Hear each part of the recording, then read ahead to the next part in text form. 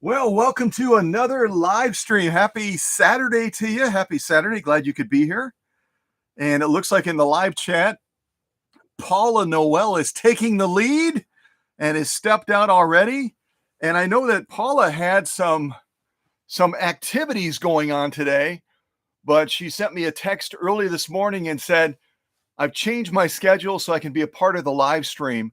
And isn't that the dedication and the loyalty that we love about our family? Is there's always other things tugging at our sleeve, trying to say, hey, go this way or go over here. You got to do this. You got to do that. But when we make time and set it aside for our time to come together for these live streams, it really shows that we've set our priorities, doesn't it?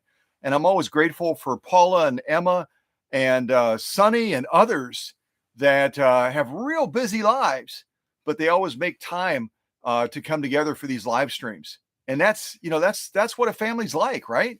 Yeah, we make time for each other. So that's cool. So yeah, we're going to talk more about this in a little bit.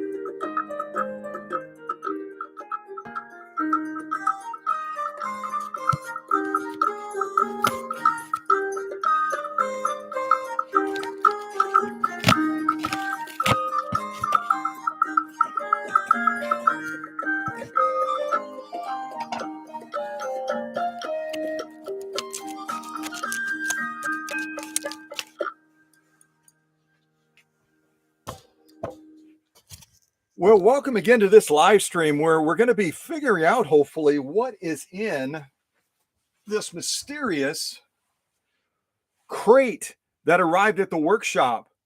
And right away, I was down here working on Trisha's 12K that took that fall. And I've been working on straightening parts out and trying to get the machine back into alignment again so that she'll be able to enjoy this machine that she bought from Alex Askeroff over in the UK a number of years ago. And if you don't know about that story, she was in the middle of a move. She was in the middle of a move and grabbed the carrying case. It's like a bentwood cover case that this 12K is in, and the bottom dropped out on it, and it fell probably a good 3 feet onto a hard surface. I believe it was concrete. So I've been working on that, and I heard Hank just going crazy. So I knew right away that someone was probably making a delivery to the workshop. Whenever he's up there and he just goes nuts, it's usually going to be someone that's stepping up on the porch of the workshop area, and they're too close as far as he's concerned. And so I went up there pretty quick, and I saw that there was a mysterious crate sitting right on the front steps of the workshop. And I let Hank out. He sniffed it, and he sniffs all the packages that come to the workshop.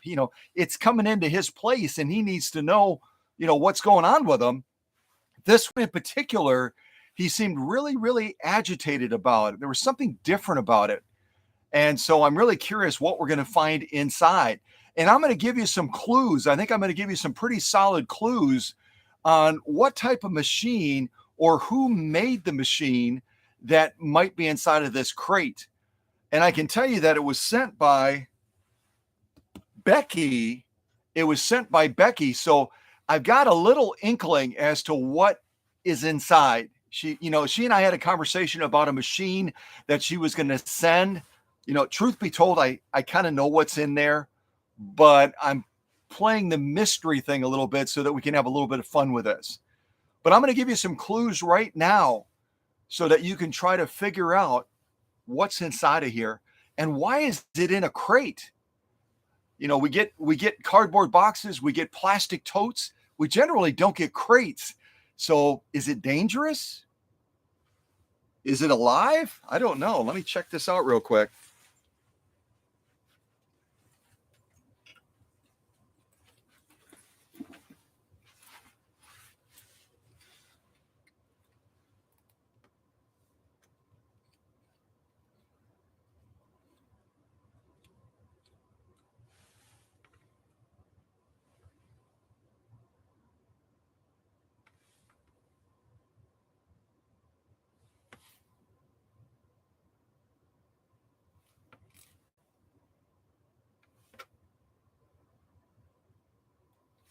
I can't hear anything.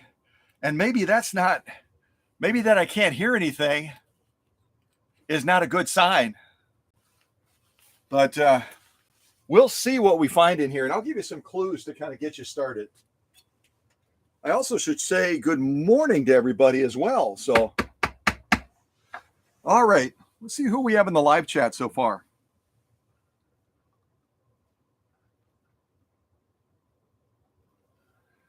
And it looks like we have the owner.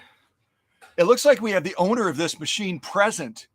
I believe that the Rebecca that is in the live chat right now, is the owner. And I'm going to ask the owner, shh, don't give any clues away as far as what we have in here. We're going to leave it a mystery machine until we can get it out of this crate that Becky's husband built. And then we'll know for sure what we have. But Becky and I are going to keep this a secret. But if you want to greet the owner, isn't it fun to have an owner of the machine that was shipped to the workshop in the live stream? Then make sure you greet Rebecca because she's the owner of this machine. And she comes from the mysterious state to the west of Wisconsin. She comes from a mysterious state from the west of Wisconsin. It's west of Wisconsin. Throw some guesses into the live chat, unless Becky already told you, then you already know. But throw some guesses into the live chat as to where this machine came from. Where is Becky from that sent this machine to the workshop in this really interesting crate that her hubby built? So I'm gonna look at the chat. I'm gonna welcome some people to the live stream, and then we'll start to get into this. And I've got my screwdriver out as well because we're going to need a screwdriver to get into this crate today.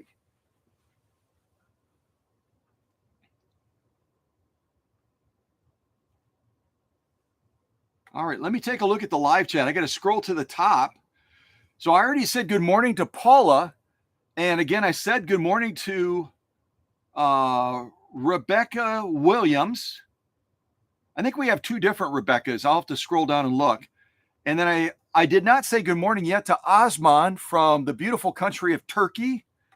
And good morning to Crafty Librarian. Isn't that fun?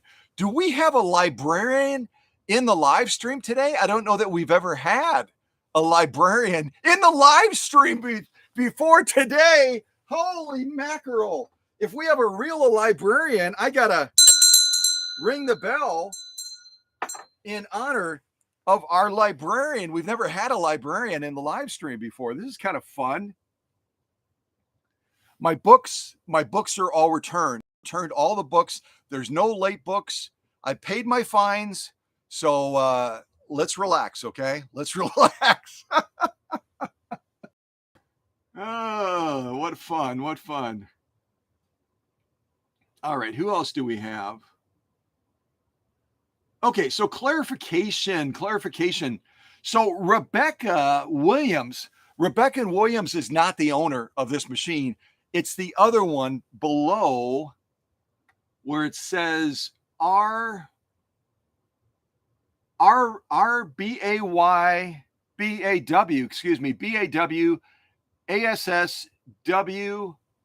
ASS. That one. That's the owner. Anyway, the owner can identify themselves.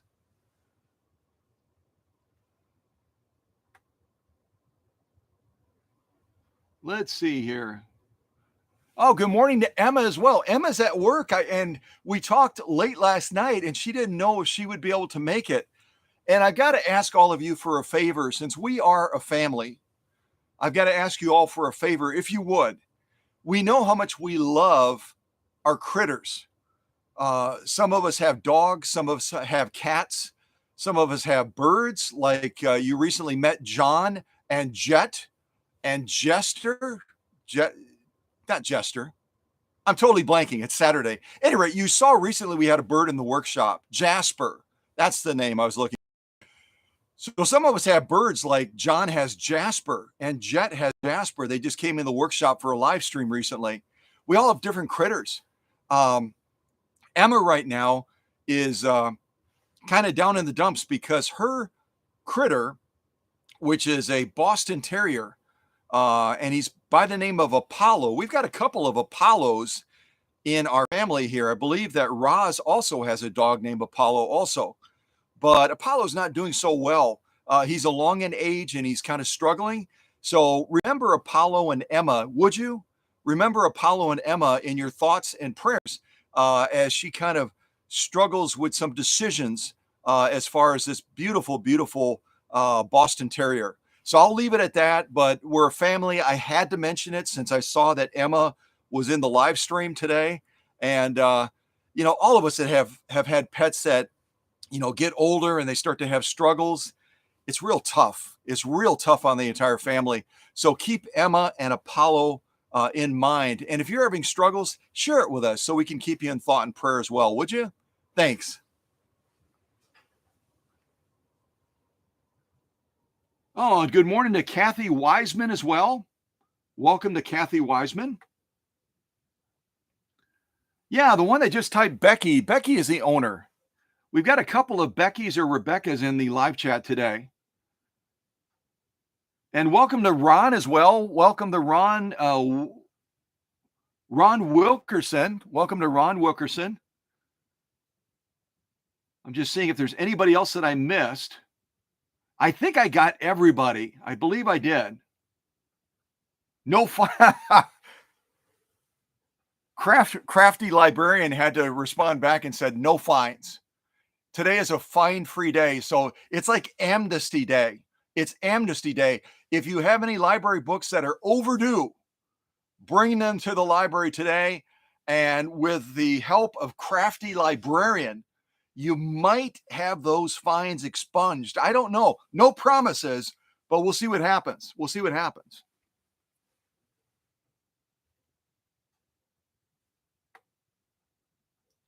Okay, I think I've greeted everybody. And if there's anybody else that's in the live stream right now and you're not in the live chat, you're sitting in the shadows, no worries. No judgment. A lot of our regulars that you'll see just typing and typing and typing in the live chat, they for a long time sometimes have sat in the shadows. So when you're ready, we're ready to welcome you to the family. When you're comfortable enough and you can see that this is a place where we're not going to make fun of you because of what you don't know, we're going to be sharing with each other. We're going to be learning from each other. We're fellow teachers. We're also fellow students. When you figure out that this is a real special place, and we've got also a great leadership team as well, that when I'm busy over here trying to get into this crate that Becky and her husband built to send this machine from the mysterious country that is west of Wisconsin. And I don't know if somebody guessed it already. I didn't look at the chat.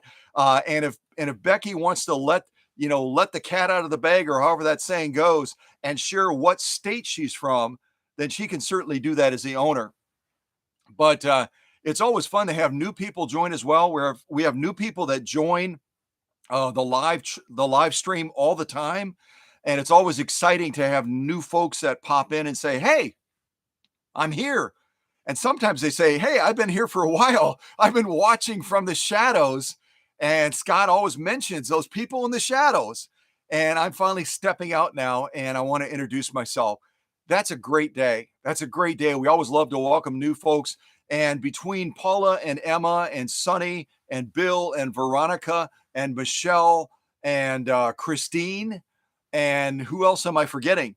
Any rate, any of those folks that have that little wrench in front of their name in the live chat, they're going to be really excited to welcome you and make you feel like you're part of the family. So and don't be afraid to, if I'm busy over here and you've typed in a question and I didn't notice it, they also are a great resource for answering questions as well. And if they don't know, they're going to tell you they don't know, and then we'll have a huddle afterwards.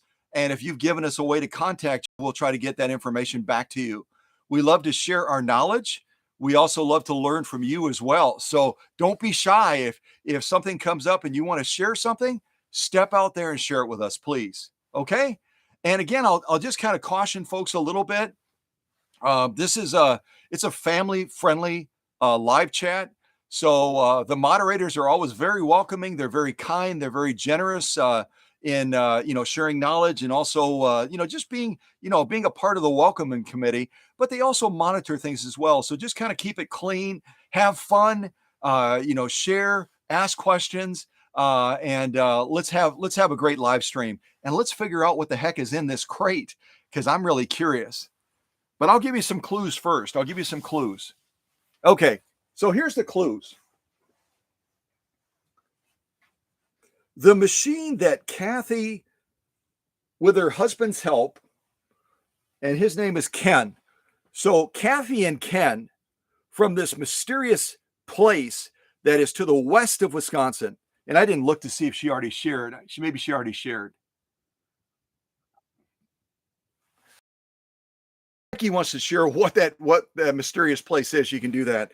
Uh, but the machine that they sent, let me give you some clues. Okay.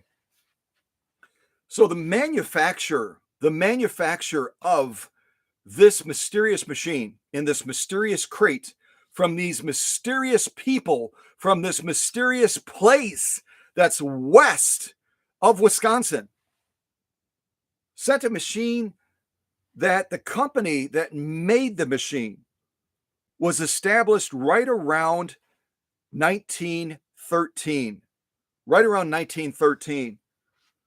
And the first machine that they made was a treadle powered model. Like a lot of the makers, they started with the treadles, didn't they? With the vibrating shuttles. And even further back, they started with machines like the one that I'm repairing for Trish right now that took that fall after Alex Askaroff sold it to her. And that one has what's called transverse shuttle type setup, where the openings are actually running from side to side instead of from front to back. Now, the first model that this company made sold for only $6.75. Only $6.75. But if you were to convert that into today's money, we're talking about $180. About 180 bucks. Now, this company was very, very active in making machines up until around World War I. And then they had to stop manufacturing machines. Like a lot of companies, everything was focused on the war effort. Right around in the 1930s, they launched into making more electric powered machines.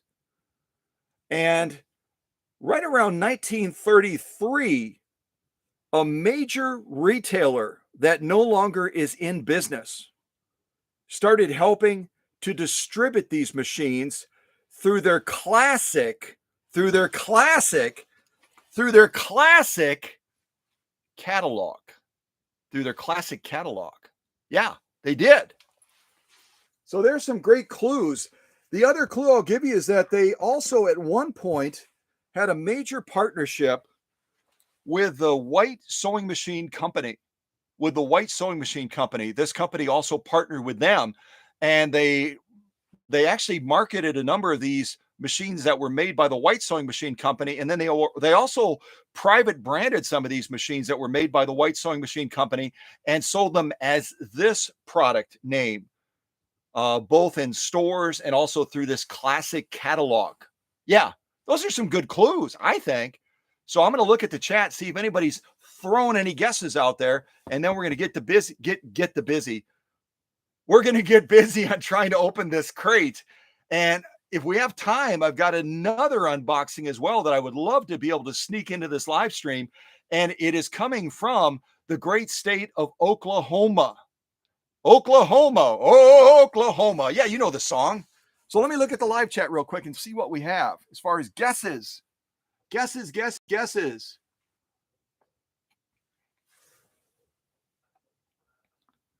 Scrolling down. Let's see here.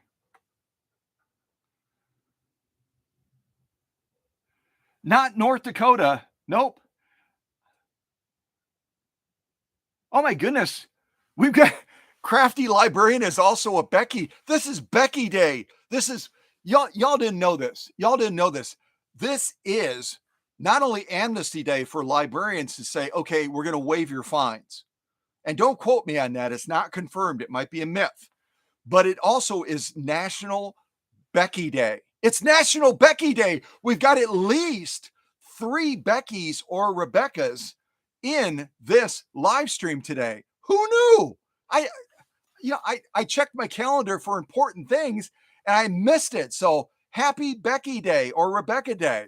Very cool. Very cool.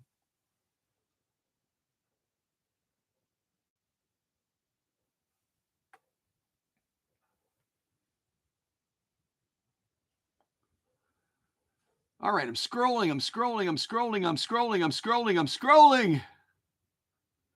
And we've got a number of, I say this all the time, you know, there are folks in other places of the world other than Wisconsin that are just passionate and immersed in vintage sewing machines.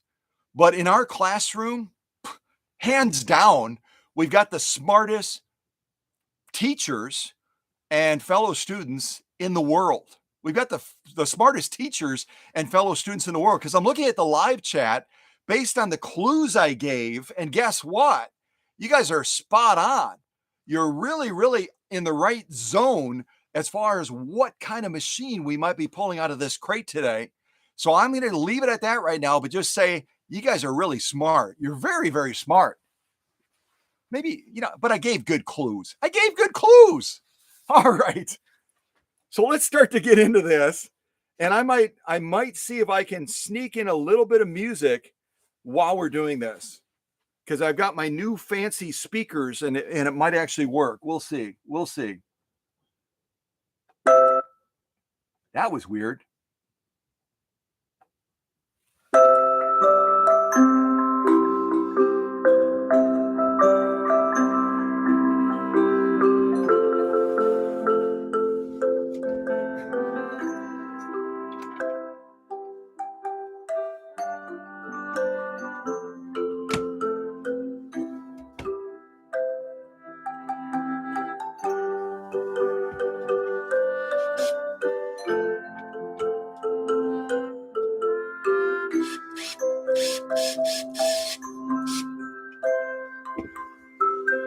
There's one.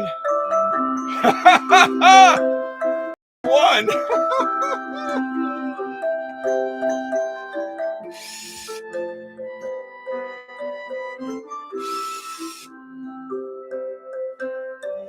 We're up to 3 now. We got 3. Yes. Yes.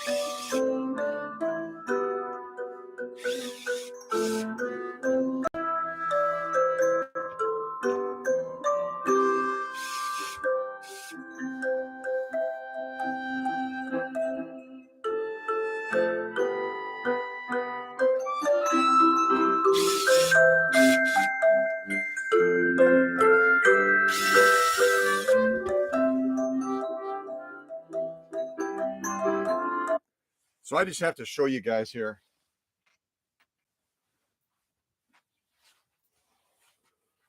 I'm still going fast and furious. I'm still going fast and furious.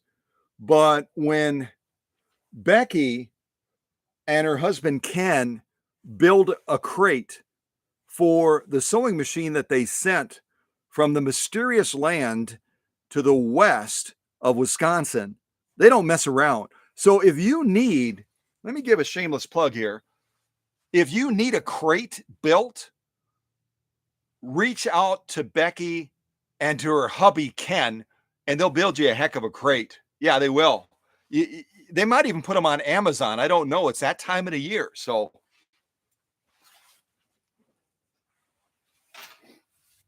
all right, let's get some more of these out here.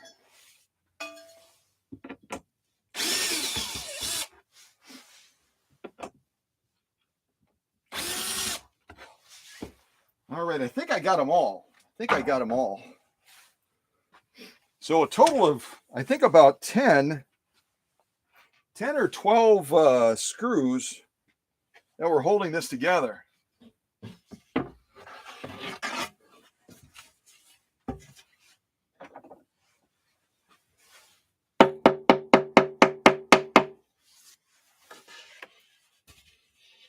That's going to definitely protect this machine. It's a real strong top on this crate as well.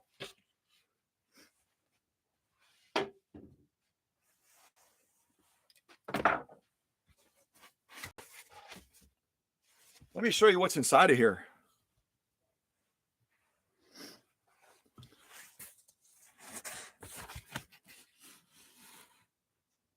We can't see much yet, can we? We can't see. Oh, I love the smell of this wood. You can't smell it through the camera. I wish you could. But if you've ever been inside of a wood shop and you smell that fresh wood that's just been cut, oh, this is nice. This is very nice. I love this crate. We should have more people ship by crate. That would be awesome. The whole workshop would smell like a wood shop. That would be cool. And then on the inside, you can see it right here on the inside of this wood, they've got some sort of a corrugated cardboard type cushion as well that runs around the entire inside of the box as well, on the inside of the crate. And then they've got all this extra padding. So you can see that, let's just say that Becky and Ken are serious packers. And I always say we can improve things. Some of the ideas that they've had here, shipping in a crate versus shipping in a tote versus shipping in a cardboard box, this might be something I'll have to look at. Although then I would have to find somebody that can build a crate for me because I don't have time to do it.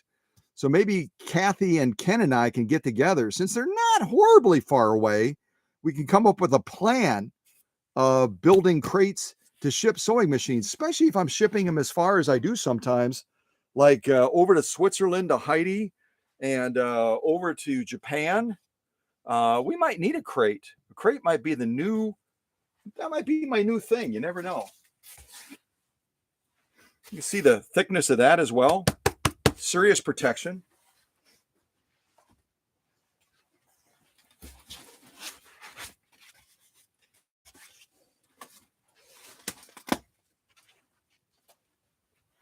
All right, we can almost see it now. Let me give you a look inside of there again.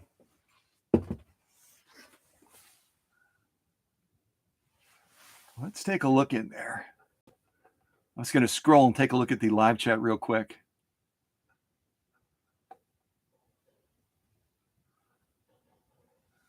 All right, let's take a look in here. You can take an initial glimpse. So here's our machine right here, and it is bubble wrapped as well. So we've got it surrounded by a field of a crate and then corrugation on the inside of the crate edge right there. And then we've got all of these little blocks as well that are providing kind of a filler so that the machine can't bounce around. I may be able to come up with a game for these. If Becky doesn't need these back, this looks like a game that I could play with the boys maybe. Building blocks type things. Think about some of the toys we had back in the day where we could build things like the Legos and the Lincoln Logs. Isn't that what they call them? Lincoln Logs? Is anyone else from an era where you remember building with, stuff like that? The Lincoln Logs, the dominoes and all the other blah, blah, blah stuff that we used to do. There was such a creative edge to the toys that they designed back in that time, wasn't there? Such a creative edge. Trying to think, what was that one? There was another one too that had all these parts and you could build all kinds of cool operating things. You could make electric motors. Anyway, if anybody remembers some of the really cool vintage toys that we used to play with as kids, type them into the chat, because that's what these make me think of right away. I don't just see them as a packing material. I see them as a play toy, because I'm a kid. I'm a kid at heart. I really am. All right, a little bit more music as I kind of dig this out a little bit more, and we'll see what we can see.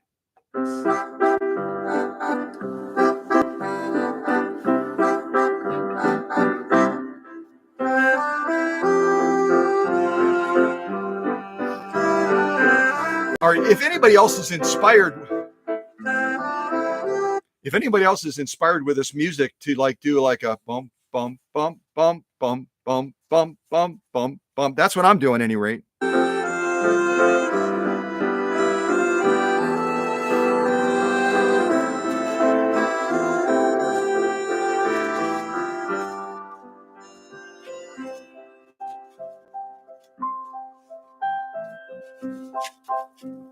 See what I'm saying? Look at this.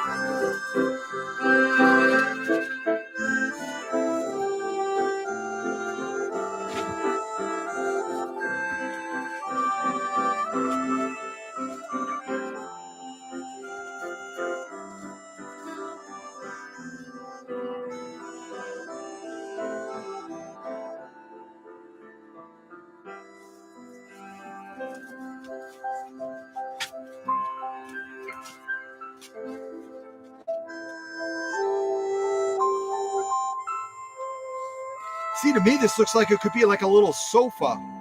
It could be like a little sofa for one of the people to kind of sit on. I don't have anybody that could sit on it. But this is what I'm talking about. Remember when we were kids, we would get a toy at Christmas around the holidays, and we would play with the box and the packing material sometimes as much as we would the toy. These could be toys totally right here. You know, you can make like a little end table or a little, could be like a little couch. Make a little couch for your little dolls, your little toys or something like that if you're a kid. Yeah, really cool.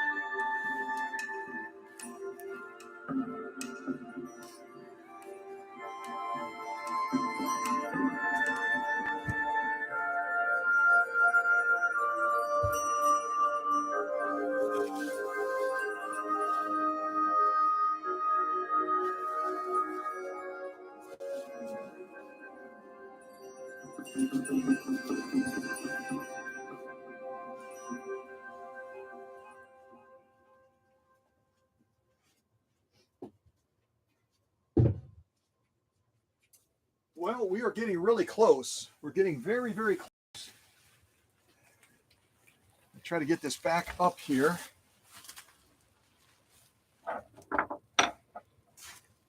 So soon, very, very soon,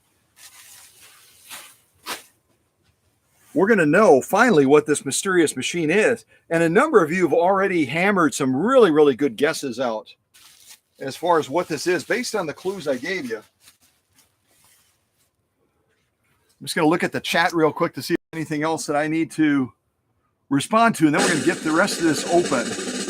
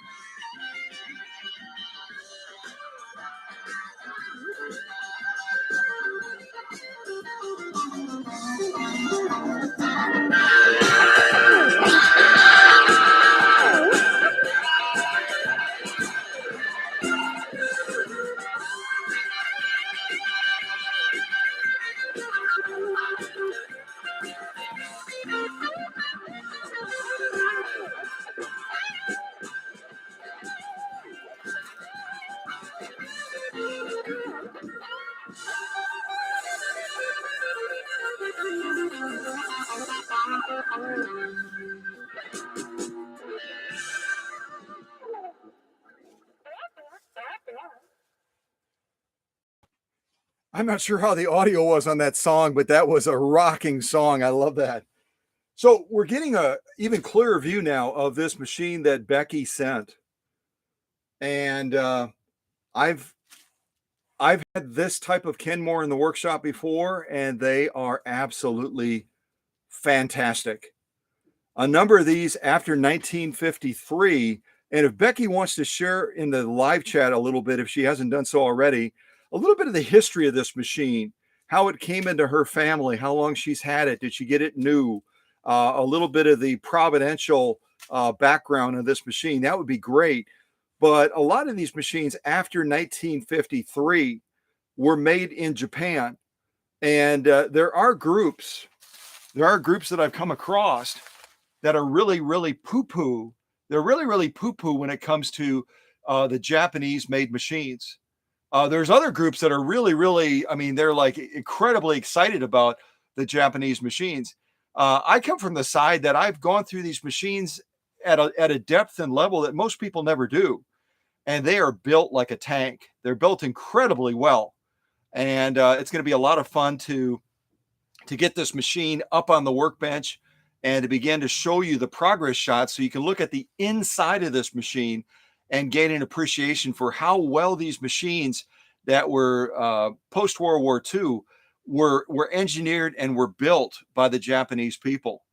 And I'll look at this a little bit closer. This first time I'm seeing this, just like you, it's the first time I'm seeing it. So I'm pretty sure, based on what I'm seeing with the design and everything, and the average year kind of that I'm thinking this machine would be from, that this is going to be one that was made in Japan.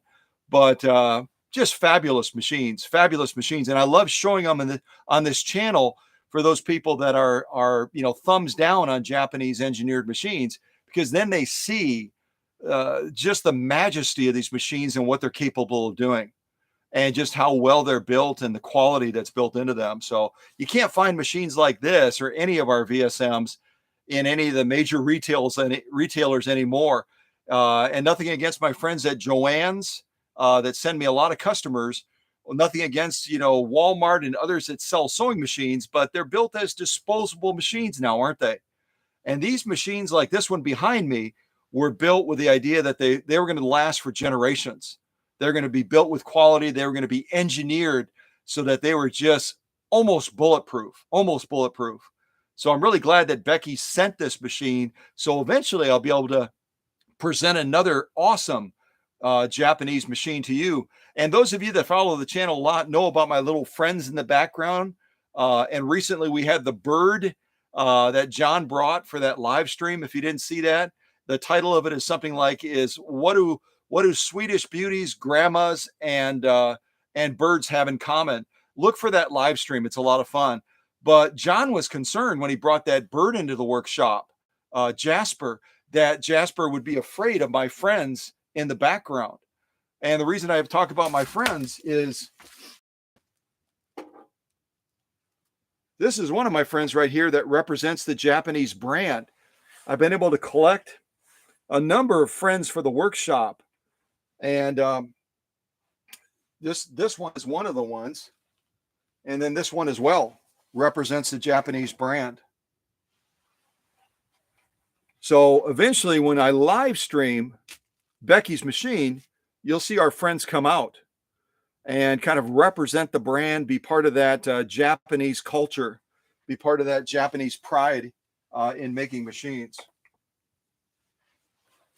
Okay, so let me finish unveiling this and we'll see what we have. See what we have as far as a model.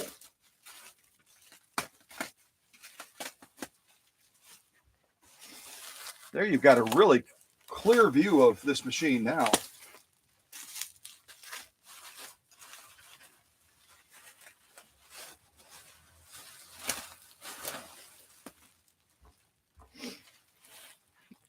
This looks like it's practically brand new, doesn't it? I'll try to get a little bit closer so you can look at the machine close up. And based on the patina, this is a machine, and I did not look at the live chat to see what Becky did or did not share as far as this machine. I'll have to do that. But it looks almost untouched. It's been so well cared for.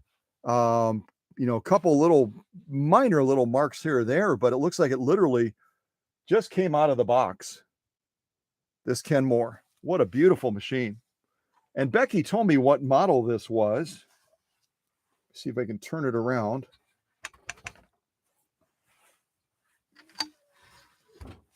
Yeah, there it is right there.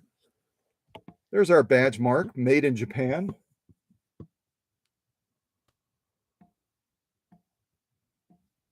Right on the inside of the pillar. And that was a pretty common place to put the made in Japan on these machines post-World War II. Is right on the inside of the pillar. Or sometimes they would, on the much earlier ones, they would put the badge mark right on the front of the machine. You can see back in the day, this Kenmore came with a 25-year warranty. And they have their exclusions, certain labor parts, etc. They're not going to give you an absolute free lunch. But they were very, very proud of that guarantee. See if I can. LED lights are acting kind of goofy today. Turn on my other little light too.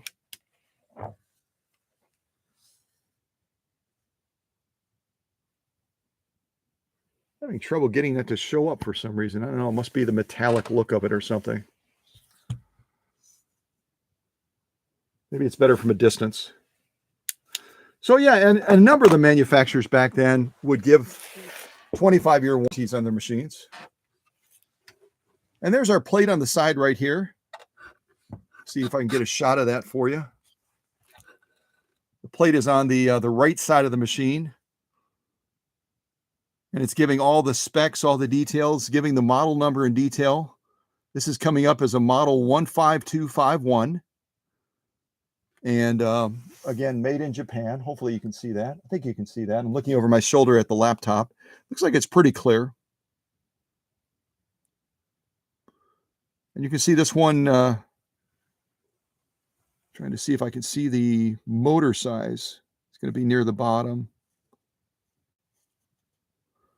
So I think on this one, they're giving us the watts. No, there it is. 1 amp. Yeah, this is a 1 amp motor on this machine as well. So again, when you think about power on this Kenmore that belongs to Becky, it's going to have a bigger motor as far as its rating than most of the Singer sewing machines. So Kenmores were, I think they really did eventually develop their reputation as workhorses. And it's because in part of the way they're built and then also the size of that motor contributes significantly to what this machine is able to do. But I've shown these Kenmores sewing ridiculous amounts of leather and other heavy duty type sewing. And they do a fabulous job. They do a fabulous job when it comes to heavy duty sewing. So, if you come across, if you're out and about and you come across a Kenmore similar to this, I'll have to look at the chat to see what Becky shared about the machine.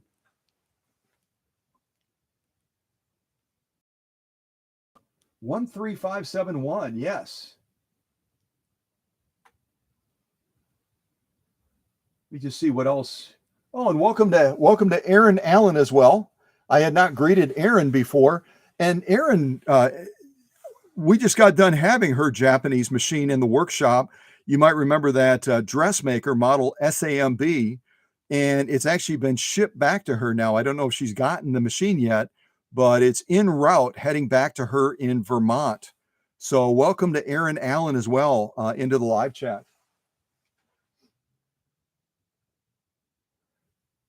Yeah, Vermont is one of those states that I would love to visit someday.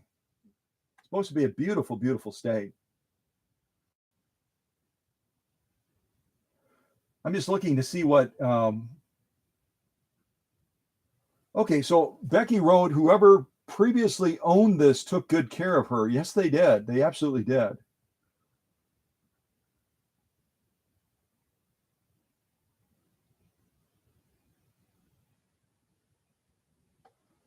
And Paula shared something up above here about getting a Kenmore for $20 as a loaner type machine. The only thing that I encourage us to do in this, the only thing I encourage us to do in this forum, oh, I'm reading something that Becky wrote as well. 1970s, yeah, that makes sense.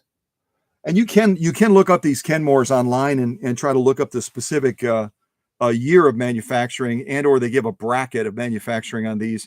They're not quite as specific in the Kenmores as they are in some of the other manufacturers where you can look up a specific birth date. Usually on the Kenmores, you'll get a bracket or you'll get a targeted year for that particular model. And Kenmore always loves to have numerous numbers in their model number. But what I was going to share is Paula Noel, one of our leaders, had shared that she got a Kenmore as a loaner for around $20. We can talk about that, within this setting. If we get a great deal, it's always great to get a good deal, isn't it? But the only thing I would encourage you in, here I am. The only thing I would encourage you in is be cautious. Be cautious when you're out in public forums or if you're in chat groups outside of this YouTube channel, even on this YouTube channel, because we get about 30 to 80,000 visitors to this channel every month. Every 28 days, when I look at the stats, we get anywhere from 30,000 to 100,000 sometimes of unique visitors to this channel. So we've got a big platform of influence where, depending on what they see, what they read on this channel, it may form their worldview of VSM.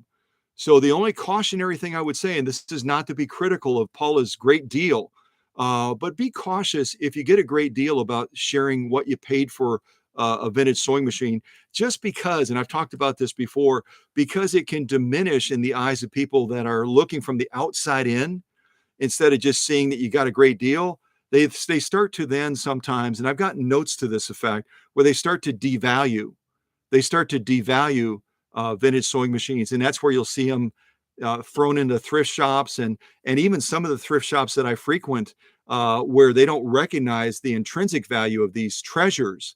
If they sit on the floor too long, and this is true of St. Vincent de Paul, this is true of Goodwill, they will literally throw old vintage sewing machines in the dumpster behind the building because they don't recognize the value, or they read somewhere, or they saw somewhere that someone was selling a machine for $10 or $15 on Facebook Marketplace or something like that.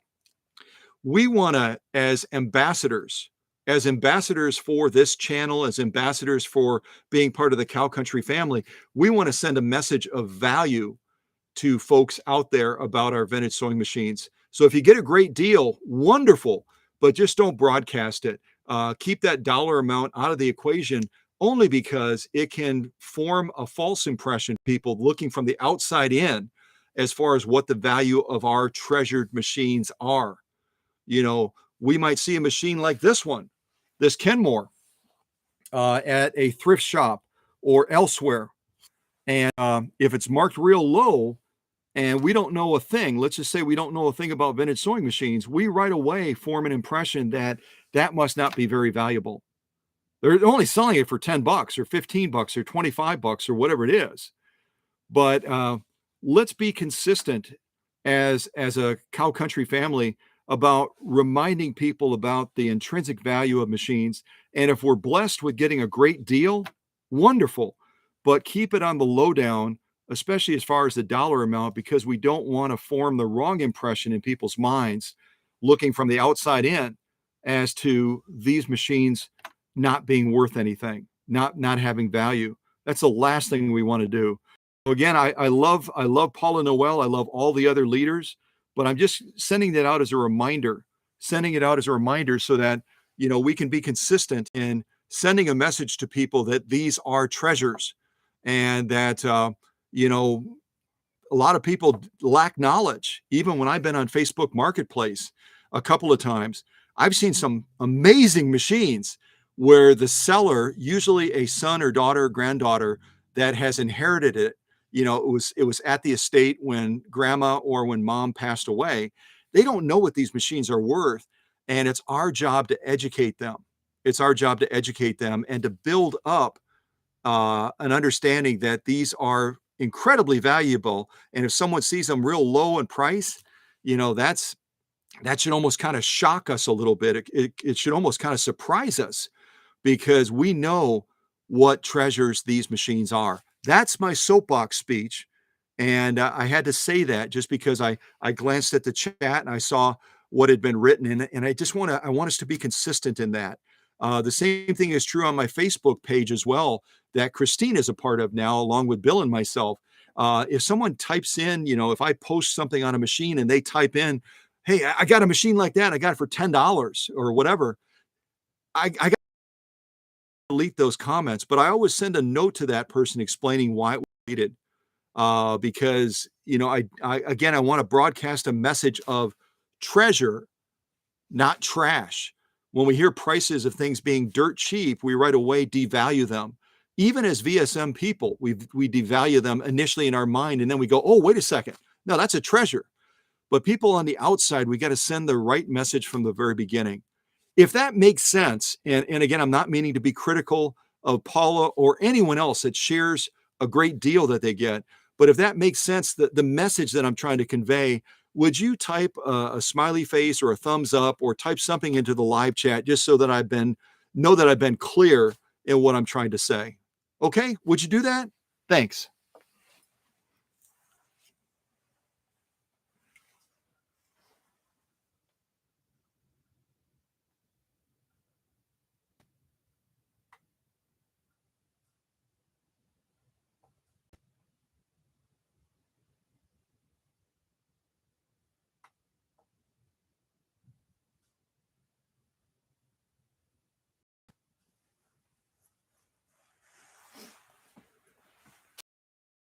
And here we have what probably is a foot controller.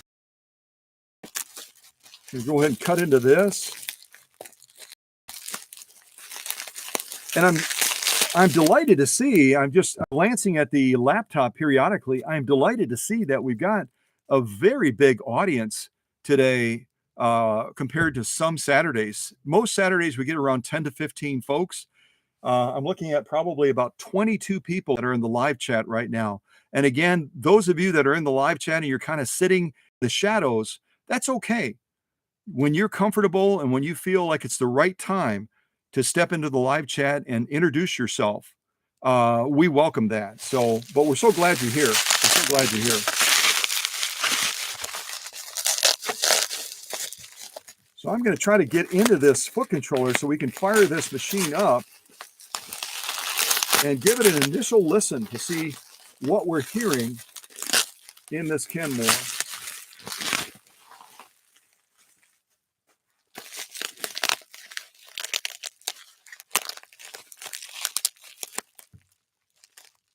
Oh, and good morning to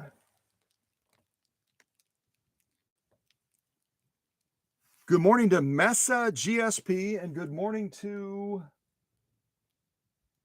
Candy and N. Candy and N.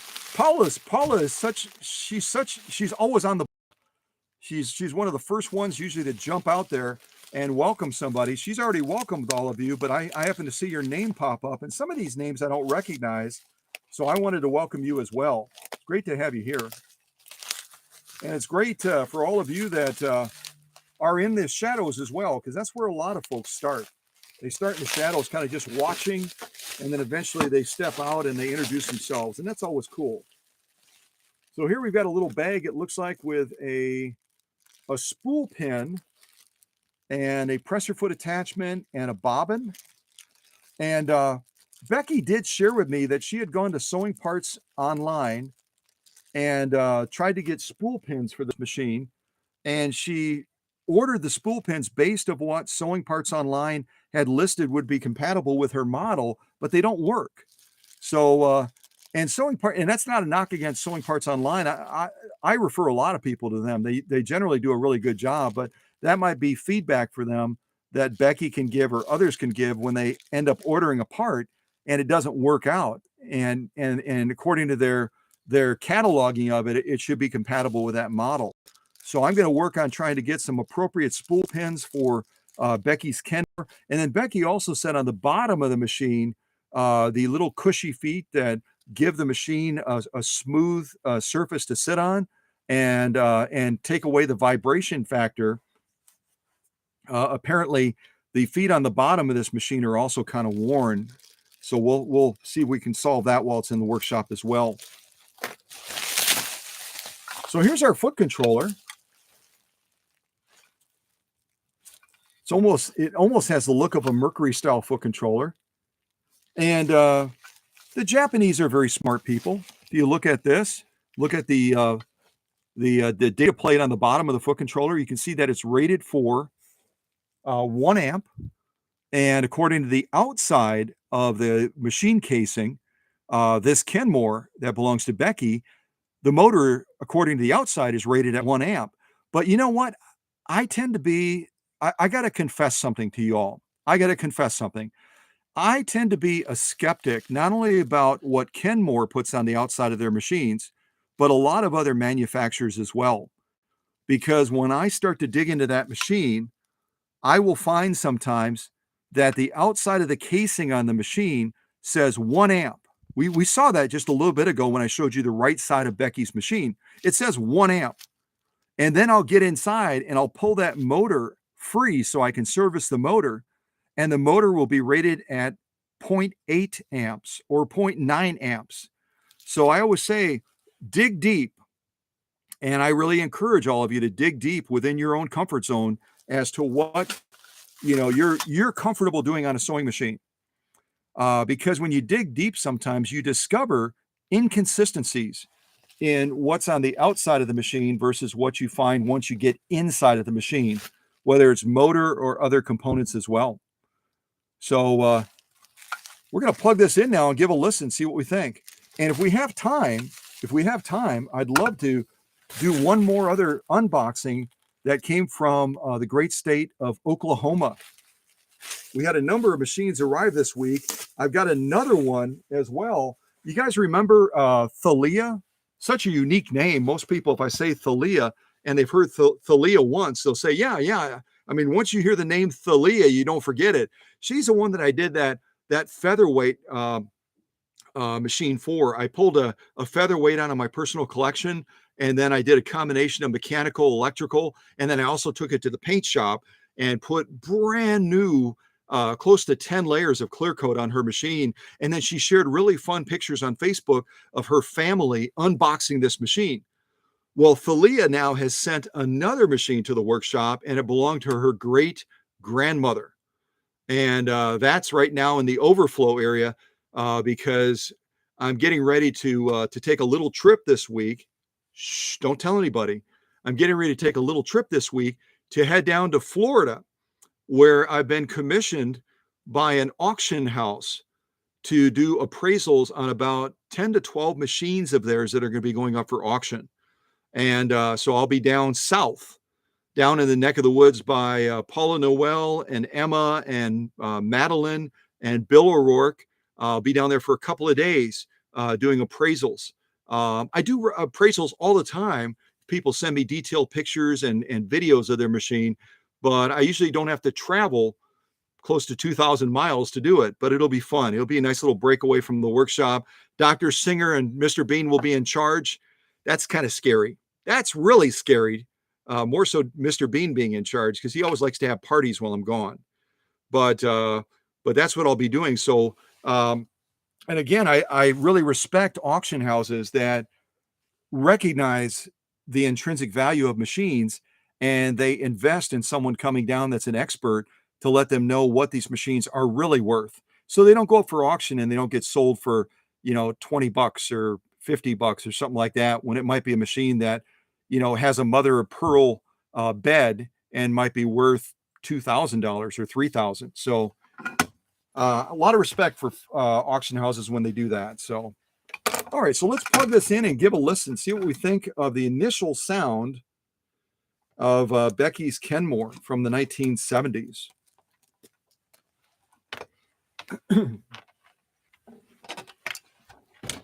I can feel that this is not sitting level.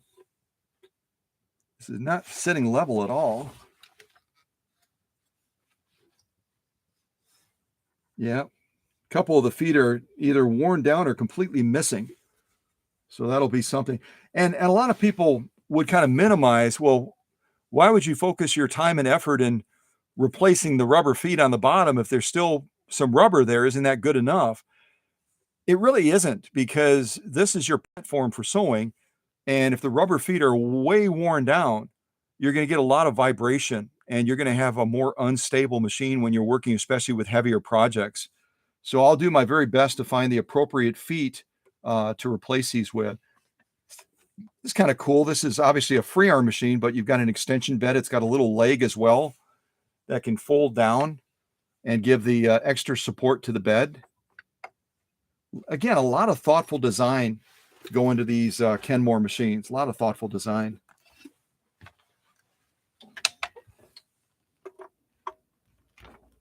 All right, I better watch my time too. Let's see here.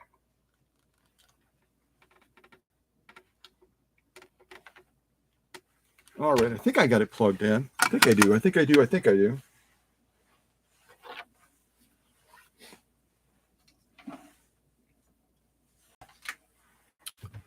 And I do have it plugged in because the light just came on.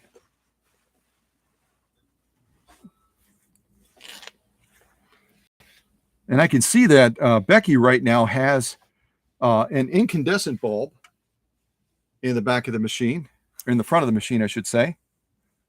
And I'm guessing while it's in the workshop, she's going to want me to replace this with an LED bulb. I'm guessing. But that might be the case. But even at this initial glance, you can see the quality of engineering in this Kenmore machine. Everything is forged steel.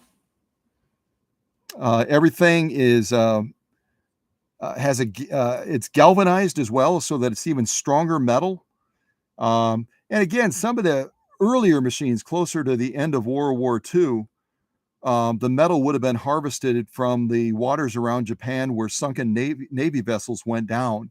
And some of those earlier models, not the ones from the 70s, but the ones from the 40s and the 50s, there may be issues with some of those having rust issues, because the metal that they built the sewing machines from was taken from sunken Navy vessels, and it was soaking in salt water for extended periods of time.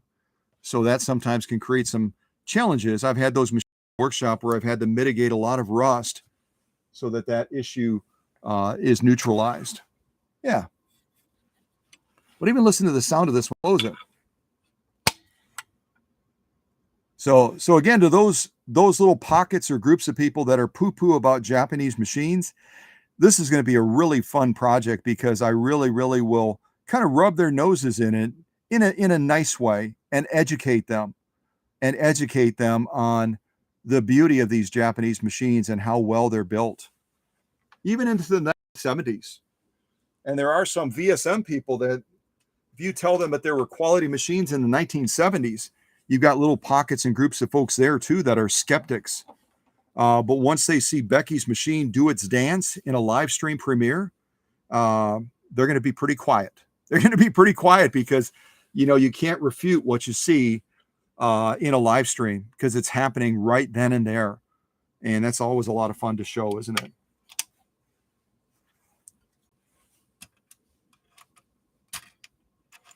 We got a spring issue here, and I'm kind of doing an initial assessment of it. There we go. She's starting to loosen up a little bit more now. And what I'm doing off camera, you couldn't see me doing it, is I was checking the spring return on this. A lot of these machines that have this quick release over time, those springs will start to give out. And I showed you recently in a live stream how you can re-expand the spring again to give sufficient press-a-foot pressure if it starts to become a little bit compressed. And this is also one as well, again, thoughtful design. You can see here that they also have, unlike the other press-a-foot pressure I showed you recently, I believe it was on Aaron Allen's model SAMB, the dressmaker. It had a quick release like this as well, which is pretty characteristic of a lot of the Japanese machines, but it didn't have numbers on it. You can see in the shot, I think. Yeah, you can. I'm looking over my shoulder now. You can see in the shot this one does have numbers, which makes it a lot easier. So if you're adjusting between materials and you say, okay, the last time I sewed this canvas, I was on a setting of 3, or the last time I sewed this leather, I was on a setting of 4, it makes it a lot easier to find that sweet spot so you can have success in sewing that material. Yeah, I'll take some look at that. All right, so let's give this a fire up and see what we think. Give this a fire up here. And I'll be real quiet so you can listen to this machine run, hopefully.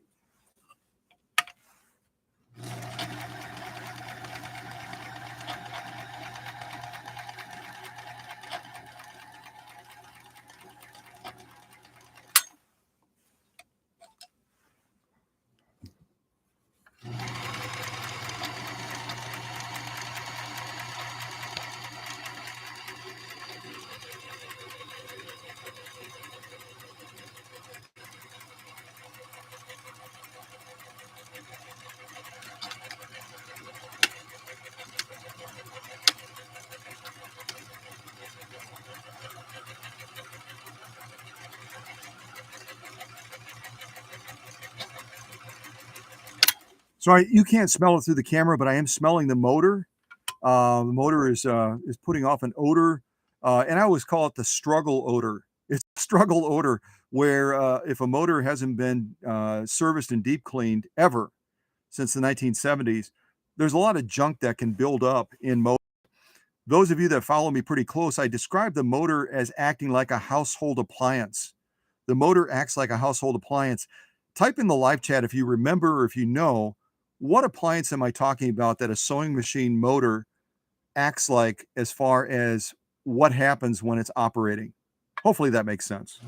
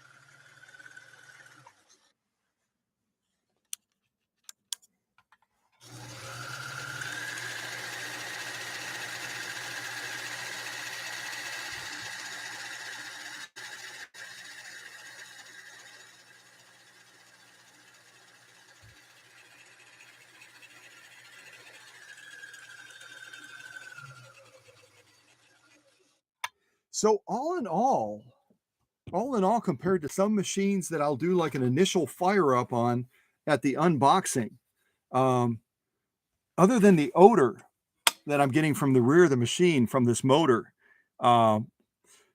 The machine, all in all, sounds like it's in fairly good condition. It doesn't sound like I'm hearing a lot of metal to metal. It doesn't sound like there are things that are out of alignment significantly where you're hearing something bumping or grinding.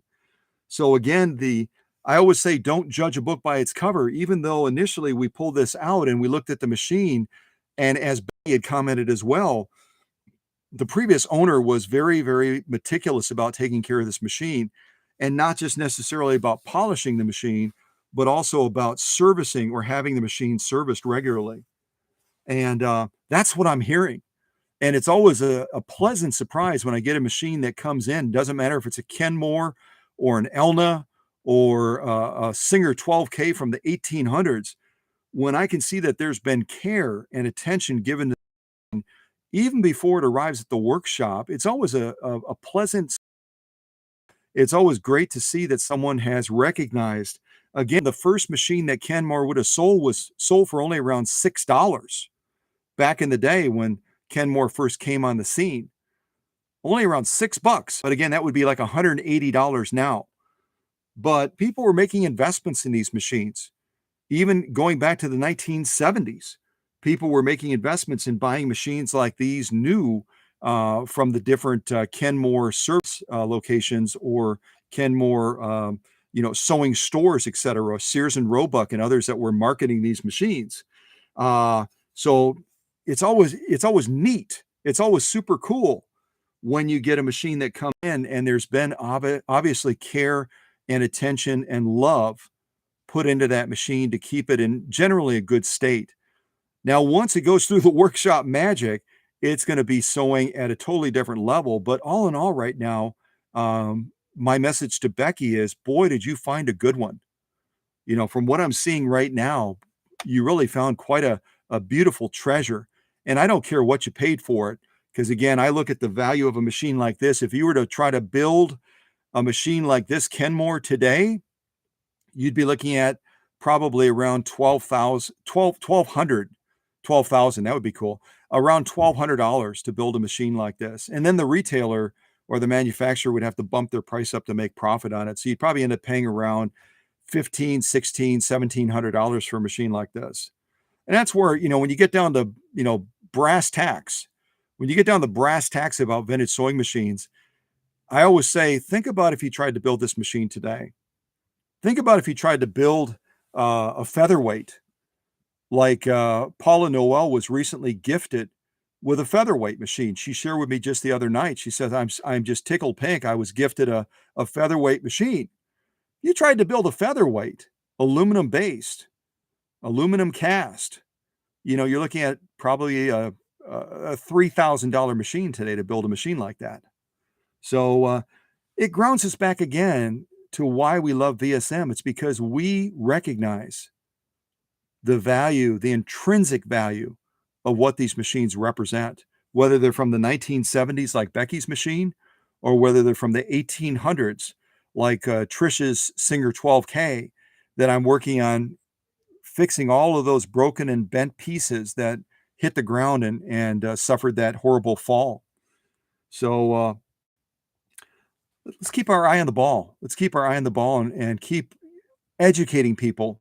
If we see a machine marked real cheap and we're out at the thrift shop and someone's looking at it, wouldn't that be a great opportunity? Wouldn't that be as Paula and Emma and Christine and others have said, we love Scott. We love how you make teachable moments throughout all of your videos, through your live streams. You're always teaching us something. You're always showing us something new that we didn't think about. You're always giving us a new insight that we can then put into our toolbox and take out and educate someone that's standing next to that machine at the thrift shop, and that machine is only marked $20. And we can step alongside of that person and go, this is ridiculous. Can you believe this? Are you seeing what I'm seeing? This, whatever the machine is, this $15.91, they're selling it for $20. It's insane. Because this machine, if you were to build this machine today, it would be about a $1,500 machine. Easy. And even as it is right now today, this machine would be selling for 10 to 15 times more than what they're asking for. Now, if you really like that machine, you probably wanna say that once you already have it in your cart and you've scooped up that meal of a deal on the machine, and then educate the person, because otherwise they're probably gonna snag it, and you're gonna be like, "Doggone it, Scott said we should educate people, and now I missed out on an incredible machine at an incredible price." Because all of us love to get deals, don't we? All of us love to get deals. But again, there can be a teachable moment anytime, anywhere you're at, where you can hopefully give people a new appreciation for machines like this that Becky sent from the 1970s, or any machine that would be vintage. That's our job. That's our duty as ambassadors coming away from cow country, is to take our knowledge that we've gained and to take our knowledge and share so that others start to see the true value of what these machines represent. Okay? That's my blah blah blah. I gotta hammer that home, you guys. I gotta hammer it home.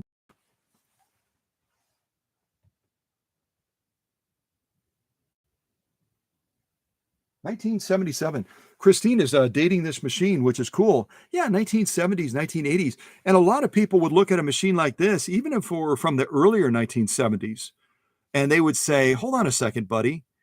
Is 1970s, is that really vintage? I say that it's kind of a new vintage, or it's kind of a young vintage. Because 1970s, I mean, you're still looking at a machine that's 40 plus years old. That's in a lot of people's estimation, for younger generations, that's like ancient. Something that's 40 some years old is ancient. It's like, oh my gosh, it should be in the Smithsonian. But a lot of us will look at a machine like this, and our initial impression is, well, yeah, it's an older machine, but it's not really a vintage machine. I would argue that it's a young vintage machine, because again, when you get into the time frame of 40-year time frame or so, you're looking at a machine that, in my estimation, is still going to be in the vintage class. It's just going to be a very young vintage.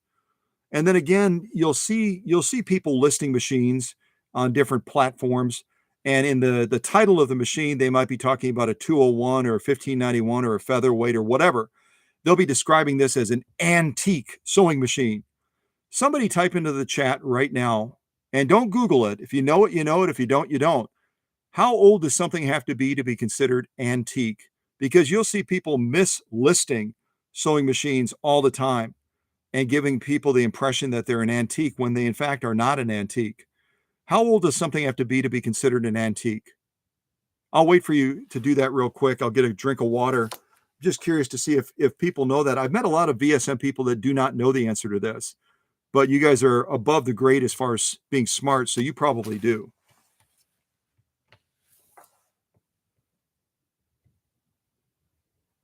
Yeah. And a number of you are nailing it right away, and it points back again to what I say. We've got the smartest classroom in the world, in my opinion, because we learn from each other, we share, and it builds our base of knowledge. And all of us come with different experience in the VSM space. 100 years, but I know that all of you as well. With when you're kind of moving around and looking at different listings and stuff, you'll see people listing machines.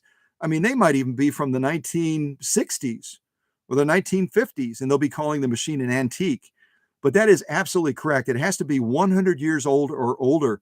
And I really drove that point home recently when Chris was in the workshop. Remember, I restored his grandmother's 66-1. And then later on Facebook, I showed pictures of the machine mounted back in the table in his living room. And I just saw Chris at the restaurant this morning, and he goes, Scott, I cannot tell you. I've shared, excuse me, I've shared pictures of the machine that you restored that belonged to my grandmother and that my mom used as well. He said, you cannot believe what people are saying. Where was that done? Who did that? And I'm not trying to boast. I'm not trying to brag. But when we can take our talents, and I know a lot of you are dipping your foot into the pond or dipping your toe into the pond. And with some of the restorations you've seen come out of the workshop and out of the paint shop, you're getting tempted with the idea. I know Paula Noel and I have talked a little bit about, if you're going to get kind of over the counter paints, and you're going to try to do some touch up on machines, or you're going to try to, repaint a machine or whatever, what are the paints I should be using? What's the preparation of the surface and all that? But as we start to build our bank of knowledge and we start to build our skills and we start to do more things with vintage sewing machines, whether it's electrical work or mechanical work or hook timing or working burrs off of shuttle systems and hook systems or whatever it is, or some of the work I've been doing on Trish's machine where I'm actually using high heat to reform and to straighten out parts that are bent on the machine as well, because some of those parts are no longer available, or they're very, very difficult to get and they're very costly. But as we expand our base of knowledge, the message gets out. And again, I love sharing success stories like that. I shared some of that about Christine and some of the work that she was doing on some of her machines up in Canada. And if others have pictures they want to share with me, I'll be glad to put them up on Facebook and, just get people excited about, stepping out there and trying to do a little bit more with their machines. Um, like Paula Noel and others, I was talking with Paula late last night a little bit, and she said, I just have such a deep respect. I have such a deep respect for people that are willing to put, take a little bit of a risk and be a little bit courageous and step out there and do more with their vintage sewing machines, dig deeper into them. And I mean, that's really the message that I've delivered, hasn't it been? Through my Facebook posts and otherwise, is I try to tell people, don't look at a machine like this. Don't look at a machine like this and accept the outside as the condition of the inside, within your comfort zone, within an area that you feel like, it's within your level of skill set. Dig deeper into that machine and you'll be amazed what you find. You'll be amazed what you find. And some of my leaders are already in the process of doing that, which is fabulous. And I love to hear their success stories as they've stepped into something. Paula mentioned recently she had gotten a machine and she was having some difficulty with it and didn't realize when she got the machine that the upper tension unit had been assembled improperly. She eventually figured it out and got the machine back online and got that upper tension doing its job. And sometimes we have to kind of stumble through those things a little bit, don't we? We have to kind of bumble along. What do they say? Fake it until you make it, right? And when you're first getting your toe into that pond and you're figuring things out about some machines that you've got, you might have some struggles. And you can always reach out, and as best I'm able, I'll try to be a resource, or certainly Paula, Christine, Emma, any of the other leaders could also be a resource as well in providing some of those answers. Because sometimes if we've been down a road before and someone else is just starting down that road and they're having some struggles, we can be a resource to them. So that's the good stuff, right? All right, blah, blah, blah. Anyway, thank you so much to Becky and to her husband, Ken, for creating a little bit of mystery and excitement. Even the person that delivered this by UPS, as they were walking away, and Hank had called me upstairs because he could hear all the commotion. I could hear all the commotion down in the workshop. The UPS guy goes, I'd really be curious to know what's in that crate. And I said, I think I know, but I'm not going to tell you. But the next machine you deliver, I'll tell you then what it was. Or you can go to my channel and you can watch the unboxing where we'll reveal what was hidden inside of that crate. So, the creative approach that Becky and her husband took to shipping this, and by now you probably know that these folks are from Minnesota, right? And that's where I was creating a little bit of drama about it being in a foreign or strange land to the west of Wisconsin. They're from the Minnesota area. And but it's such a unique shipping method that it caught a lot of attention. And even Hank, as he was sniffing it, if you saw that on Facebook, I posted Hank on the front of the workshop area where the machines usually will start their journey. He was really sniffing that intently. Probably could smell the wood smell, which is different than cardboard or different than plastic. Someone ships it in a tote, and he was really, really intrigued with that. So thank you to Becky again for shipping the machine, and for Ken building the crate that it was in, and for us having a little bit of fun today and learning a little bit more about these Kenmore machines. All I can say is you're going to be amazed. And you can see other Kenmores performing on this channel as well that I've already presented. Amazed at the strength and the burst that these machines generate when they're doing heavy duty. It's just crazy. It's really, really crazy. So let me see if we can sneak. I don't know how long we've been running, and I've got a customer that's arriving today at the workshop dropping off another machine. I've got to be mindful of that time frame. But let's see.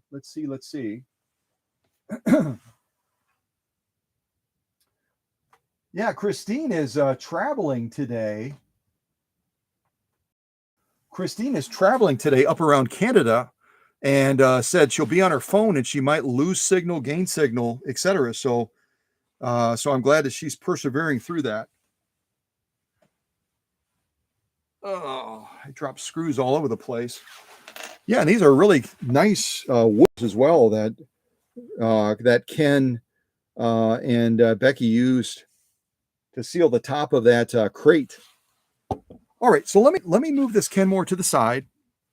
And I'll see if I get this other box up on the workbench. I really want you to see this machine as well that was shipped from Oklahoma. David and Sarah sent this machine from Oklahoma. And if someone for extra credit in the classroom wants to look up the city that the next machine we're going to look at came from in Oklahoma, that would be super cool because I don't know anything about the city.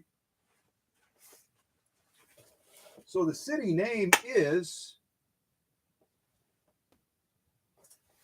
Norman, Norman, Norman, Oklahoma. Norman, Oklahoma is where the next machine is coming from. Norman. If someone wants to look up Norman, Oklahoma and put something interesting in the chat about that or share a little bit about that city, that would be super cool. But again, as far as this Kenmore, the initial impression I have from listening to it with what I think is a pretty trained ear, I can usually pick up on things very quickly. This is really a peach of a machine. And Becky has a very good eye for vintage sewing machines. So if you're ever over in Minnesota and you become friends with Becky and Ken and you want to go out thrifting and looking for treasures and opportunities of vintage sewing machines, take her along because she's got a real good eye for machines. I think this is going to be a really great machine to bring to a new level and then to be able to present it on this channel. All right, so I'm going to move Becky's machine to the side, kind of set it off to the side, and we'll focus on this next machine that's coming all the way from Norman, Oklahoma. And I did such a good job of putting that power cord in, I initially could not get it out.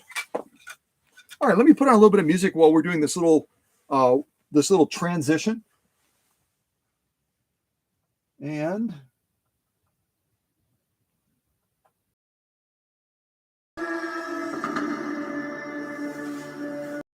song. It's called Desert Planet.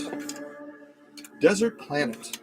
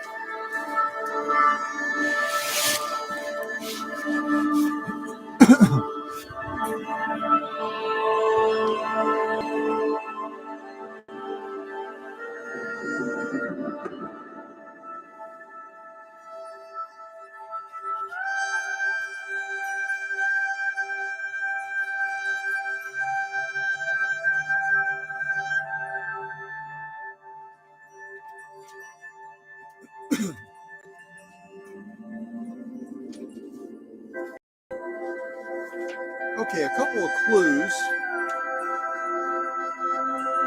Let me go ahead and cut the music off for a second. A couple of clues on this next unboxing that we're going to do. Again, from Norman, Oklahoma.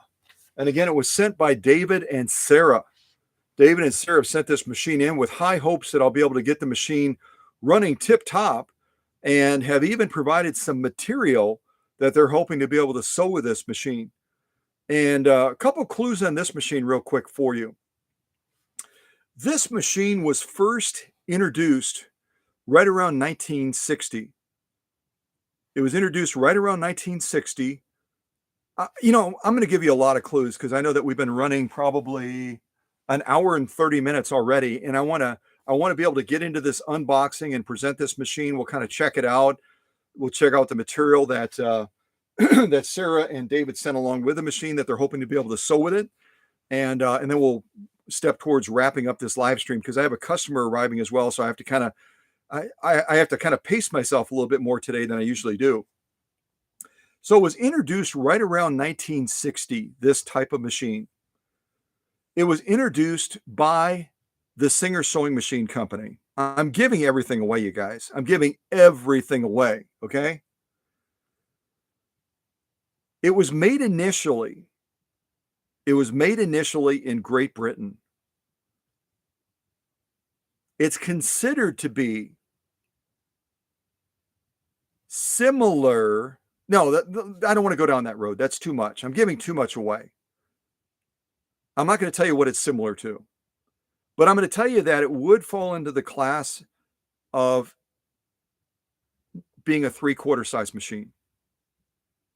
So it was introduced right around 1960 by the Singer Sewing Machine Company. It's a 3/4 size machine. It was first rolled out over in the UK, over by Alex Askeroff in his neck of the woods is where this machine would have kind of started its journey. Yeah, I don't want to tell you anything more. That's enough. That's enough. You guys are too smart. If I give you any more clues, you're going to be like, boom, got it. Nailed, got it right away. So I got to make you guys work a little bit. Kind of like the teacher that doesn't give all the answers on the test. So, but this is a great machine. Probably one of my favorite machines that Singer ever made. It really is a fantastic, fantastic machine.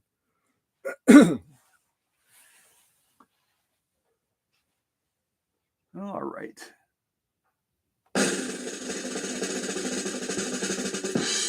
Yeah, we've heard that song a couple times.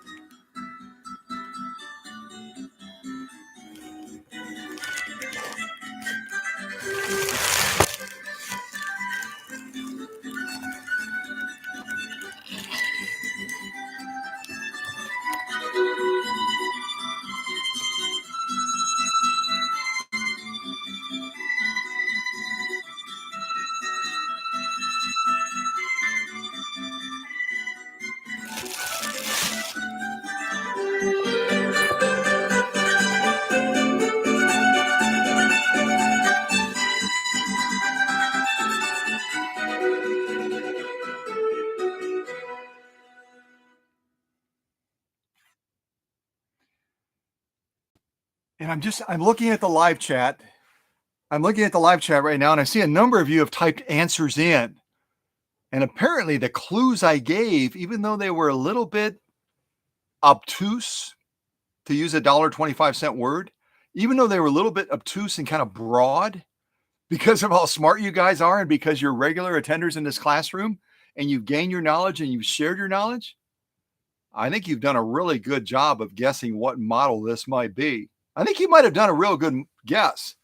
And tell me, and I didn't look at the chat in detail, but this was known as kind of a plain Jane type model, if it's what you say it is.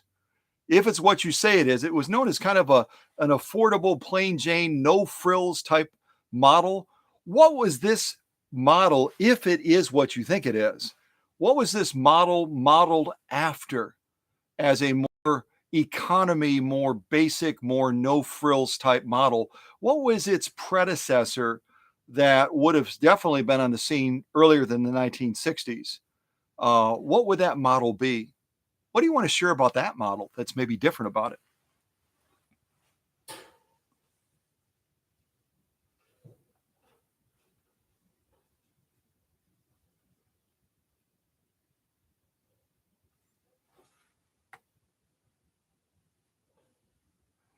Oh, and thank you to Christine. I scrolled up a little bit and I miss a lot. That's why I'm so thankful to have the moderating team in in the thick of the chat, because they catch everything that I miss. But thank you to Christine for looking up the population of the city that this machine came from in Oklahoma. More than 100,000 people. I would never have guessed that. I think Christine typed around 120 some thousand people. So it's a big city. It's a real big city down there in Oklahoma that David and Sarah, I had to look. Yep, David and Sarah come from in that area.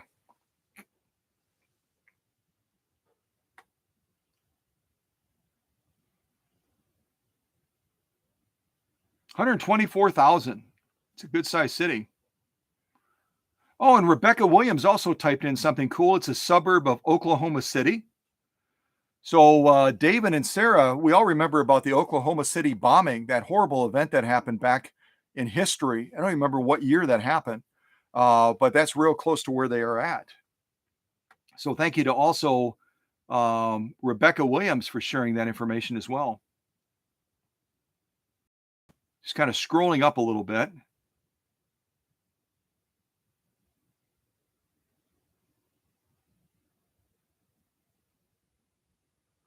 So again, a lot of you guessed. Paula guessed. Paula Christine typed in. A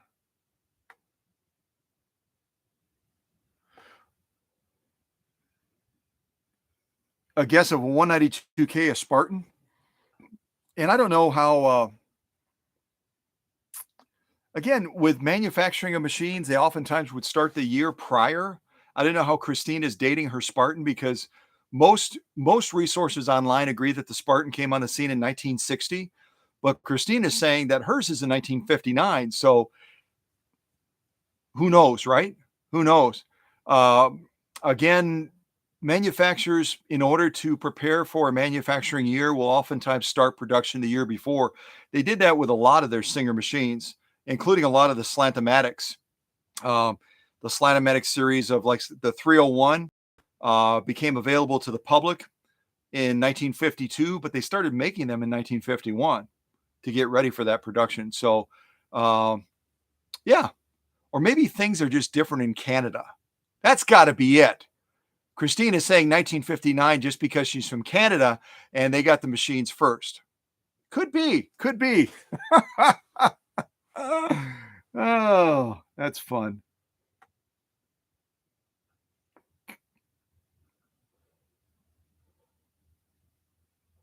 Emma typed something about a Singer 500,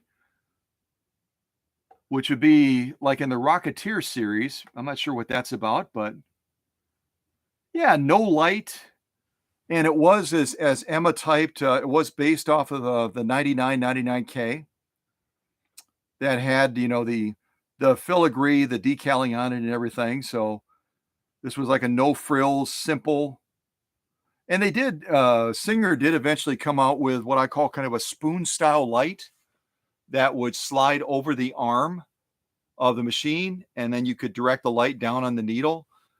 And then there were some aftermarket designs that they came out with as well, where they would make this type of light that had kind of a pressure band. It would slide over the arm of the light so that the Spartan did have light. Other people have added LED lights to it, the stickum ones that go along the inside of the arm and down the pillar. Matter of fact, on one of the videos, I showed that setup on a Spartan where I added the LED lights at the request of the customer so that they would have a really, really bright working space with a machine that traditionally, like you say, did not have a light on it.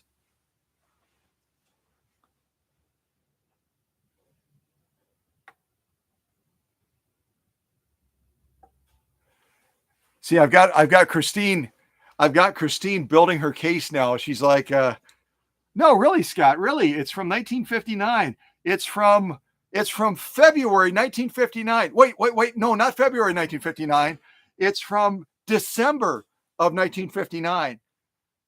So the next thing Christine is going to write, and she and I talk a lot offline, and we kid around with each other a lot. So I know she'll take this that I'm kidding with her. So she writes February, then she writes December. The next thing she's going to write is, oops, it was actually January of 1960. Scott is right again. Scott is right again. I'm not always right. You guys know that. I make mistakes, but it's fun. It's fun because Christine and others within this group are so investigative and so pernicious and driven when it comes to trying to discover things that they really kind of reignite in me a sense of curiosity about, I've handled thousands of machines over the years, and they reignited in me a sense of curiosity and passion of don't know what you know what you knew and what you can know, if that makes any sense. In other words, they kind of make me curious again to dig a little bit deeper into building my knowledge, which is pretty expansive already. But it's great to have these ladies and have Bill as well that will kind of reignite that sense of discovery in me. Hopefully, I'm making some sense. So, yeah, Christine has a good sense of humor. She's like, nope, it really is 1959, Scott. It really is, truly. You can send me pictures. Send me some pictures of the serial plate, and I'll look it up as well. We'll fact check each other. So, oh, that's fun. That's fun. Okay, so here we go. Here we go.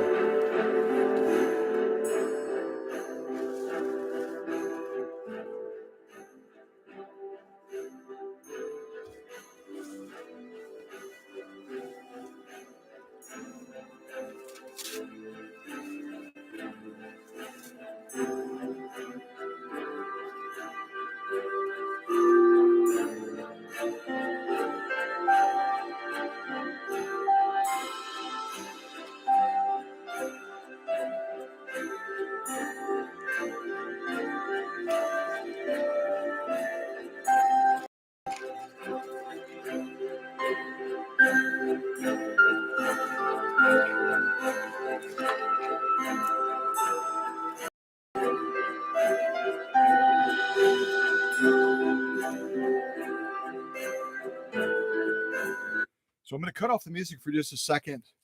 And as I had said, when I talked to David and Sarah down in Oklahoma, they told me that they were going to send a number of things so that I could try to set up the machine for success. And what they have here is some 1/2 pound nylon bonded thread. It's rated as a size 69, and it's specifically recommended for leather sewing. And they're really looking to do some serious leather type sewing. And then she also included a combination of wow, I didn't know why she sent all these, but I'm grateful. She sent a combination of Schmetz Microtex needles, which are a size 80-12. She sent universal needle, size 70-10. She sent another universal needle, which Sunny would call a harpoon needle, a size 110-18. And then she also sent a leather Schmetz needle, also size 110-18. So I'm really curious. Apparently, they're going to be looking at doing a number of different types of goods with this machine that we're unboxing, because she gives me everything from a size 70 microtex, size 80, excuse me, size 80 microtex, all the way through a size 110 leather needle and a 110 universal needle. So we've gone from a fairly small needle, a size 70, all the way to what Sunny calls a harpoon needle. And then she's also got the thread as well. Now, when you get into some of these nylon threads that are a lot of leather workers like to use, it really becomes a little bit of a challenge as far as getting the tension balance. And also it becomes a little bit of a challenge. Size 69 is not ridiculous when it comes to the thread, but feeding it from up top can sometimes prove to be a little bit of a challenge, as that thread is going through the upper tension unit, going through all those thread guides. Nylon obviously has a tendency to stretch a little bit. Just seeing where this was made. Product contains a chemical known to the state of California to cause cancer. Oops. I'm not making that up, you guys. I'll show you. This product contains a chemical known to the state of state of California to cause cancer and or reproductive toxicity. Let me show that to you. I don't know that I've ever seen that warning specifically on a thread before.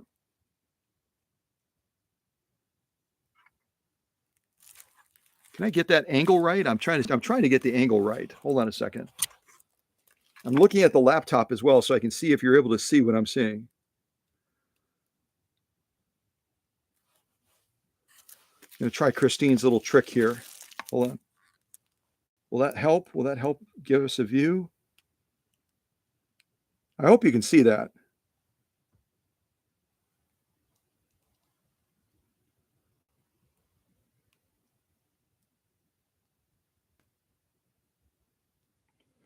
So I've got a warning on this thread saying that if I handle this thread, I can get cancer and or have reproductive toxicity.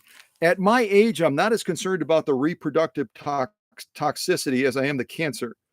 So yeah, I'll have to dig a little bit more into this and find out how they process this nylon thread in order to warrant a cautionary note by the manufacturer right on their thread saying, by the way, in the state of California, they've determined that this thread has stuff in it that can cause cancer.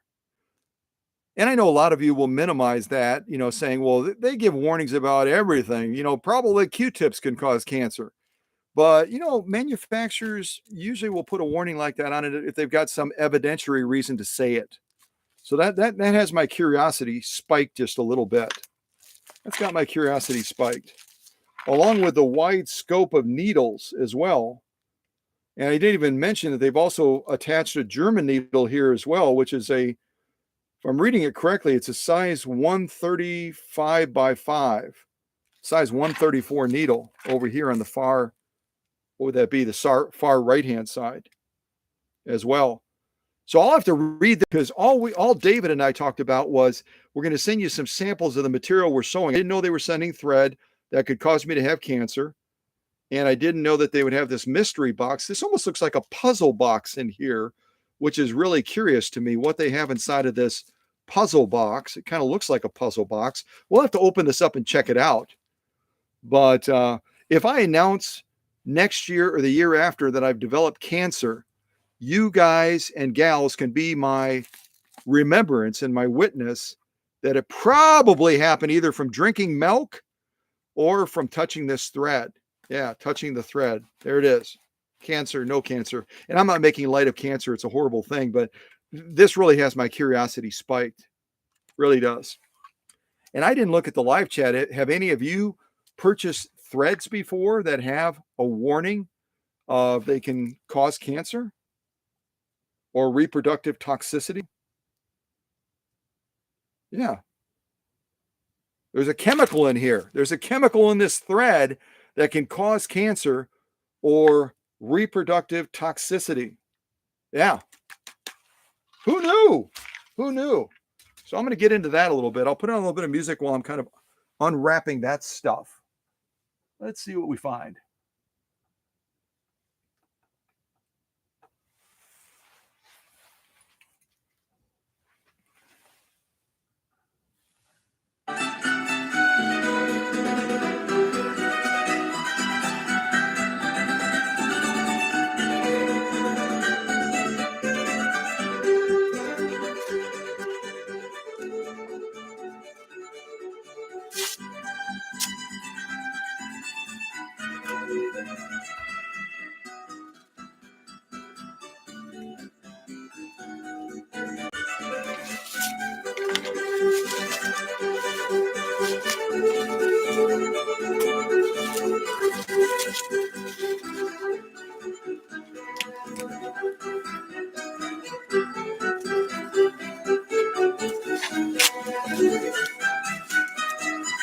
Yep, that's what it is. It's a puzzle box.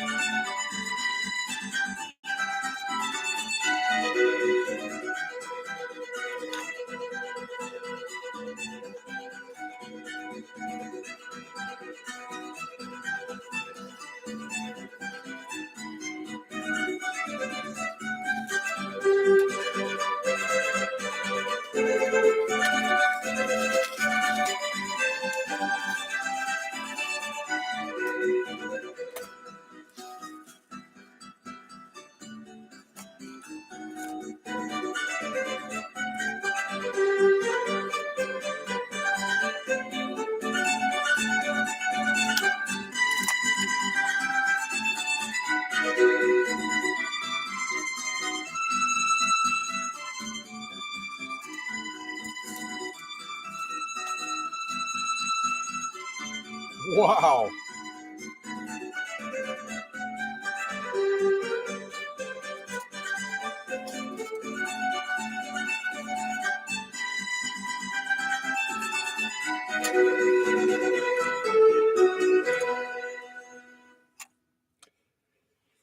So this even is causing a little bit more of a mystery because these attachments, for the most part, look like they would be more appropriate for a rotary style machine. Some of the domestic machines, some of the white machines, and other machines in that class would have used similar attachments to these. But I also see a seam guide, and I see some other attachments that might work on this particular machine. So I don't know. I'll have to read David and Sarah's note and see what the story is behind this puzzle box that they've sent with this machine as well. And maybe this puzzle box came with the machine. You'll see that sometimes. You'll see that sometimes where um, you'll go out to a different venue. It could be an antique store, kind of like the antique store that Erin Allen got her dressmaker SAMB. SAMB. Yep. Her model SAMB at the machine that I just finished presenting to you and I shipped back to her. Uh, sometimes people selling machines, thrift shops, antique stores, they'll start anything that looks like it might even be sewing related. They'll group it together with a machine, and it might not even be for that machine. That might be what we have here, where we have a hodgepodge of attachments. Some of them look like rotary attachments. Some of them look like who knows? They could be Singer attachments. I'll have to look and see how it fits on the presser foot bar on this particular machine to see whether or not it's usable. But that happens. I'm sure some of you as well, when you've been out and about, you've looked at machines, you'll start digging through whatever that machine offering is, and you'll say, well, this doesn't even go with this machine, or whatever. So We'll have to see, but it's a beautiful box. I've got a number of these. Do any of the rest of you have puzzle boxes as well that you've collected with vintage sewing machines that you have? Just type in the chat what your experience is with these cool puzzle boxes that were yeah, they were the thing, weren't they? Especially with a lot of the earlier treadle machines. It was almost a given that when you bought a treadle machine back in the day, you'd automatically get one of these that had all the attachments and the bobbins and all the other goodies with it. So tell me what your experience is and share with the rest of the folks. Yeah. And I'll focus on getting the rest of this machine out of the box while I'm still contemplating my fate with this cancer-causing nylon thread.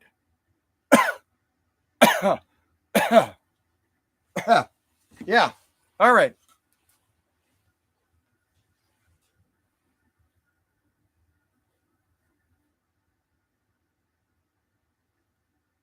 Rebecca is sharing. See, this is what I'm talking about. Sometimes a teacher, always a student. Rebecca is sharing some tips on using lemon to remove tape residue. So there's a natural approach as well that Rebecca is suggesting. And other folks might have thought, for removing tape type residue, this is the best, maybe even the only choice that we have. But Rebecca in the live chat today is talking about using lemon to take off tape residue. Has anyone tried Rebecca's approach, or is anyone going to try Rebecca's approach? And I have to give credit again to Paula Noel from West Palm Beach, Florida. She, while I was using some of my methods to remove tape residue, she very kindly ordered this for me, this one here, and sent this to the workshop. Gosh, it's got to be almost 2 years ago, right, Paula? Paula sent this to me as an added resource for me to take tape residue off of machines. And then I found this one, the Goo Gone stuff, which is similar to this stuff. I found this at the Dollar Tree. The Dollar Tree sells this little bottle, which is about 2 fluid ounces. And you can buy this and use it in conjunction with this stuff. Or you can use Rebecca's approach of using pure lemon to remove some of that residue as well. And that makes sense, right? Lemon has a lot of acid in it, doesn't it? It has a real high acidic content, and that would make sense. The only thing that I would be cautious about is because it has such a high acidic content, could it be damaging to certain surfaces, especially parts of the machine that have a chromium coating on them, if they come into contact with that lemon that has a real high acidic content? That would be the only thing I would be concerned about, because these are designed more with a pH balance that's going to be safe for most surfaces that are related to sewing machines. Pure lemon is going to be a lot more acidic, and that would be the only concern I would have. But a great idea, a wonderful idea that Rebecca is sharing with us.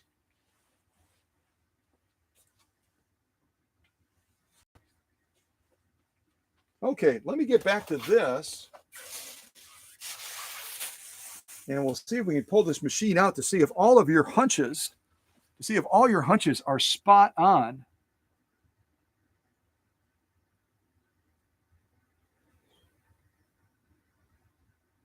Oh, let me take a look up top. I might have missed something again.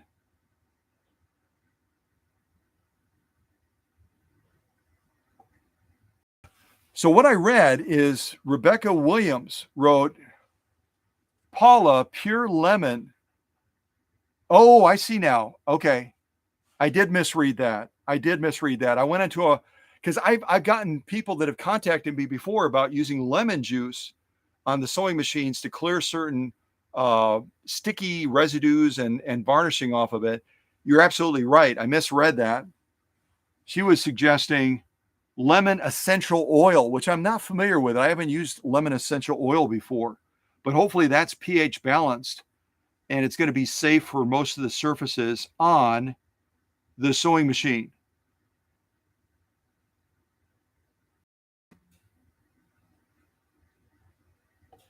So yeah, that's where I can take a peek at the live chat and I can take a quick glimpse at it and I can misread something. So thank you for correcting me on that.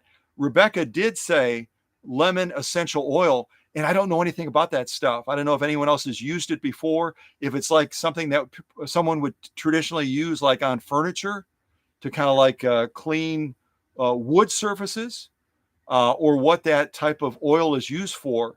Uh, but again, we have to be careful. Um, we have to be careful, don't we? Because certain things can react chemically with certain surfaces. Just like if you go from a cast steel machine to an aluminum machine, aluminum can react very differently to chemicals than a cast steel machine. So just be aware of that as you go between different machines, and they're casting them or they're making them out of different materials, aluminum, maybe even magnesium. I've shown you how magnesium reacts to vinegar, and a lot of people will try using vinegar on sewing machines as well to clean them. So these tips are great, but just be careful. Be careful, and as they always say, try it on kind of a small section of the sewing machine if you're going to use some of these different tips that are being shared in the live stream, and be prepared to to be amazed, or to be like, whoa, that didn't work the way I thought it would work. But it might also be based on what your machine is made out of. So yeah, great tips, great ideas. Just be careful.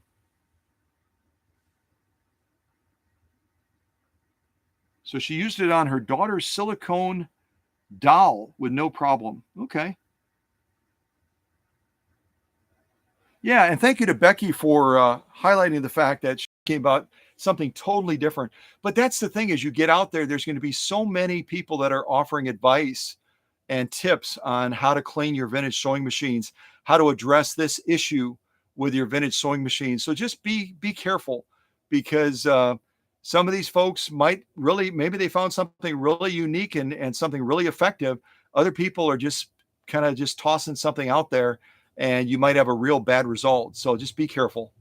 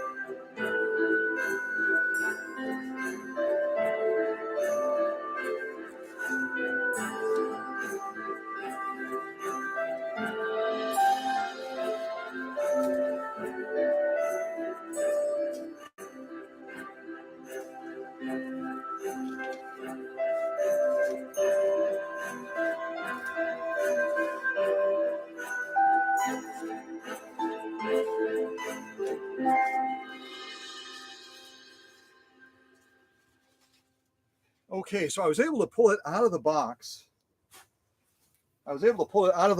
And I'm battling these packing peanuts right now, which maybe if you buy certain bags of packing peanuts in the state of California, maybe they also indicate that they are a potential cancer causing type agent. Whenever you're working with something that's manufactured and they introduce different chemicals to it, depending on how those chemicals are used and how they end up potentially wicking out of the product that you have, maybe these are hazardous too. So yeah, all kinds of hazards out there, aren't there? Now we go back to some of the original older machines where we had concerns about asbestos too, right? Asbestos is a great repeller of heat and a great insulator, but they later discovered that it's also very hazardous, very hazardous. Some of the chemicals we're using today, we may discover down the road, were also very, very hazardous as well. So we'll have to wait and see. So here we have the mystery machine from Oklahoma. Again, from an area in Oklahoma, I think it was Norman, Oklahoma, which is what I would consider to be a medium to large city. 120,000 people live in the city that David and Sarah are from. So I'm going to try to get this outer cover off. We'll get the case top off, and we'll take a closer look at this machine. But again, I think all of you, based on the clues I gave and based on my response to your clues, already know with some degree of certainty, more certainty than we have about this thread and whether or not it's hazardous for me to be handling it, or about some of the attachments in this puzzle box. We probably know with greater certainty what's inside of this case. So we'll find that out shortly.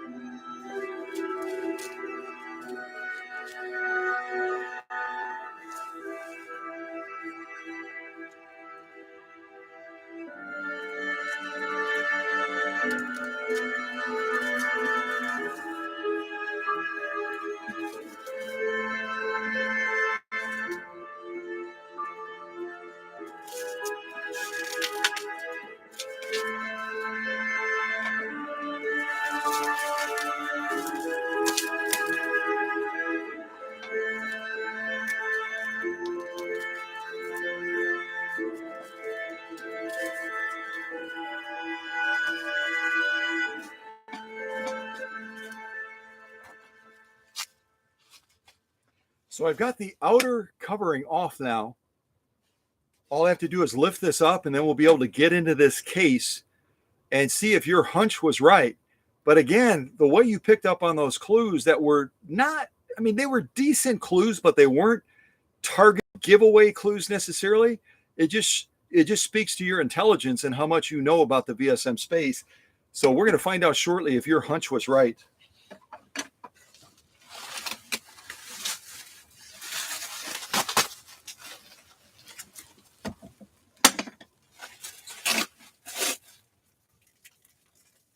Oh, I see.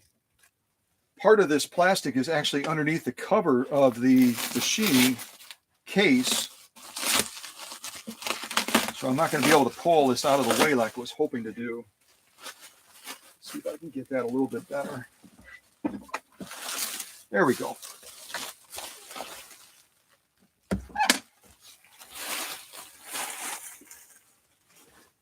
I hope Dr. Singer doesn't do a surprise inspection, because right now there's packing peanuts all over the floor on the workbench. We got this big pile over here of the packing materials we just took off of the machine from Minnesota and also from Oklahoma. So I'm going to have to get this place cleaned up before my customer shows up at 1 o'clock Central Time, or is it 12? I'll have to check. I think it's 1 o'clock. I hope it's not 12. I'll have to double check.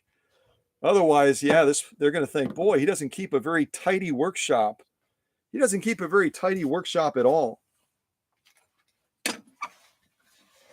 What a beautiful case. I don't know if you can see that in the shot or not. Beautiful case, excellent condition.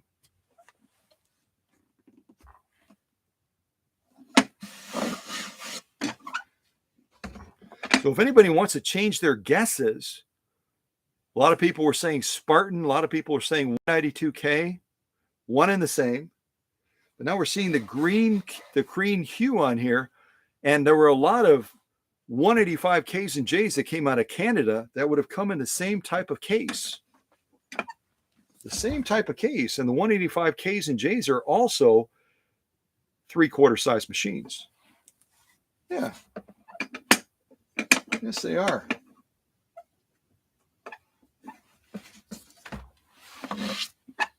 And I have no idea which is front and which is back. We'll just have to guess here. Okay, here we go.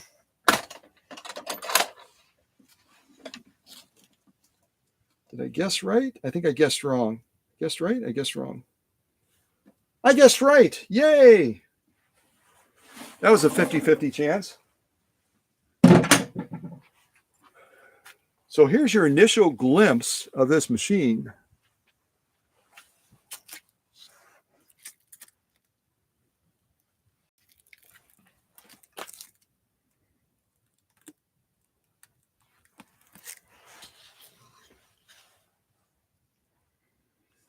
Got to pull this closer to be able to stretch that camera a little bit further.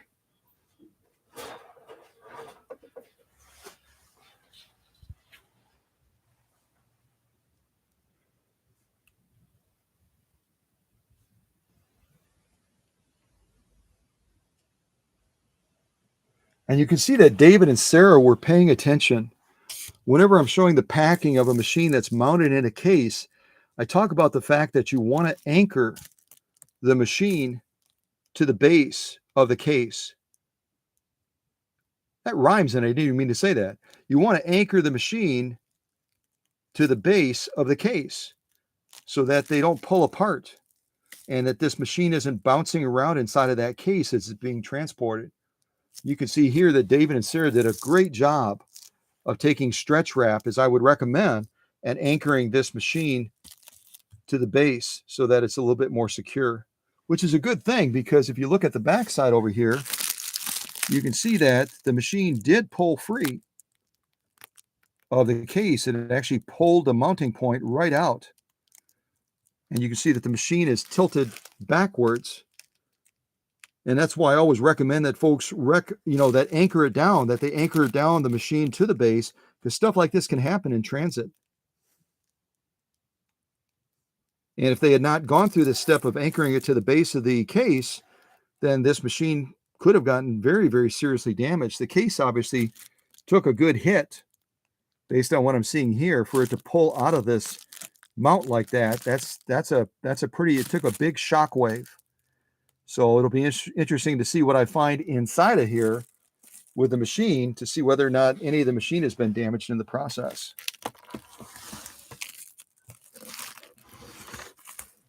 Looks like the other mount may have survived, but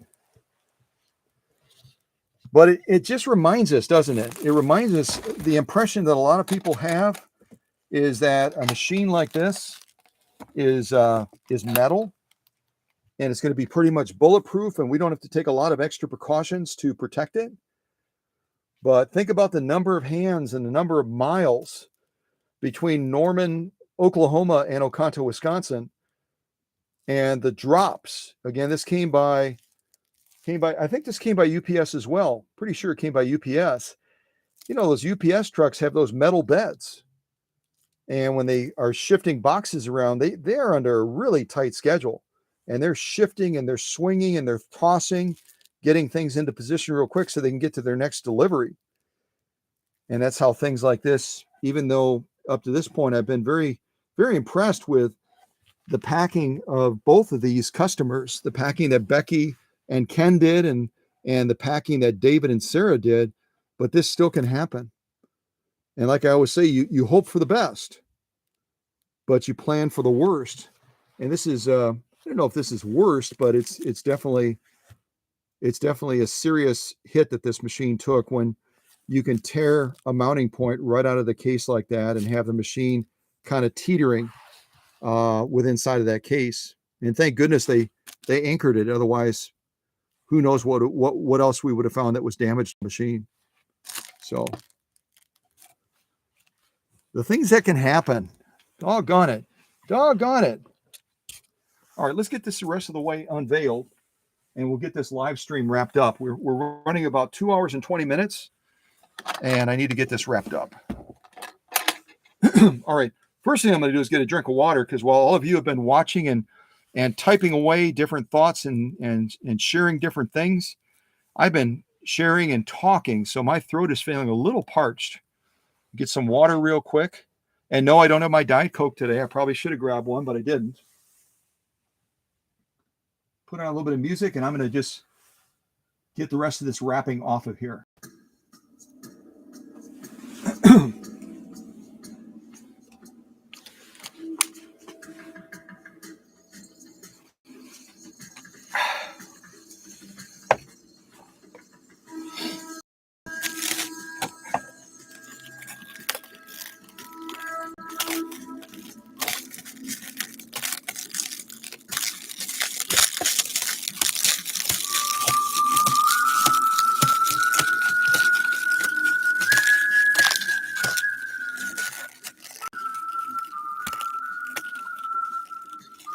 See what I say.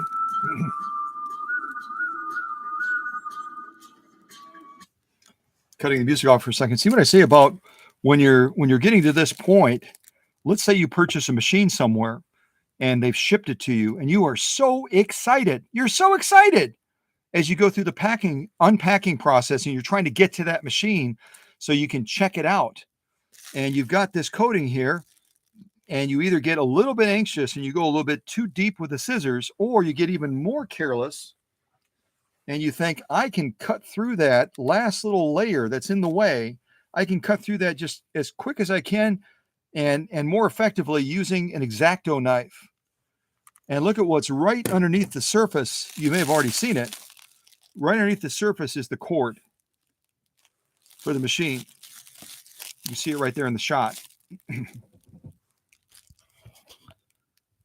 So again, as you're buying machines, as you're getting machines or otherwise, be aware that not everyone's going to take the extra precaution that I do when I ship machines out of the workshop.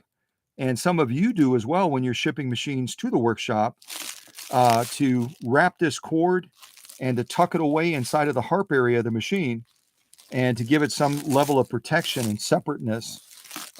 When you put the cord like this, if someone on the other end is a little bit anxious, it's very possible that they're going to cut right through that cord. And then you can add rewiring to that job as well. And I think Paula said the featherweight that she's gifted has a rewiring opportunity that she's going to have to try to take on. So yeah, I mean, just a suggestion. And again, David and Sid done a brilliant job, just as Becky and Ken did on the other packing that we just unpacked. But always protect your cords. If you're shipping a machine and if you have a person you're buying the machine from, tell them to take a few seconds and wrap that cord and tuck it away safely into the harp space. Put stretch wrap over it, put some of this green bubble wrap stuff around it, and then throw a little bit of packing tape around it. And that way it's clearly separate. And if someone gets a little bit anxious on the other end and is cutting into it, they're less likely to damage the cord. Hope that makes sense.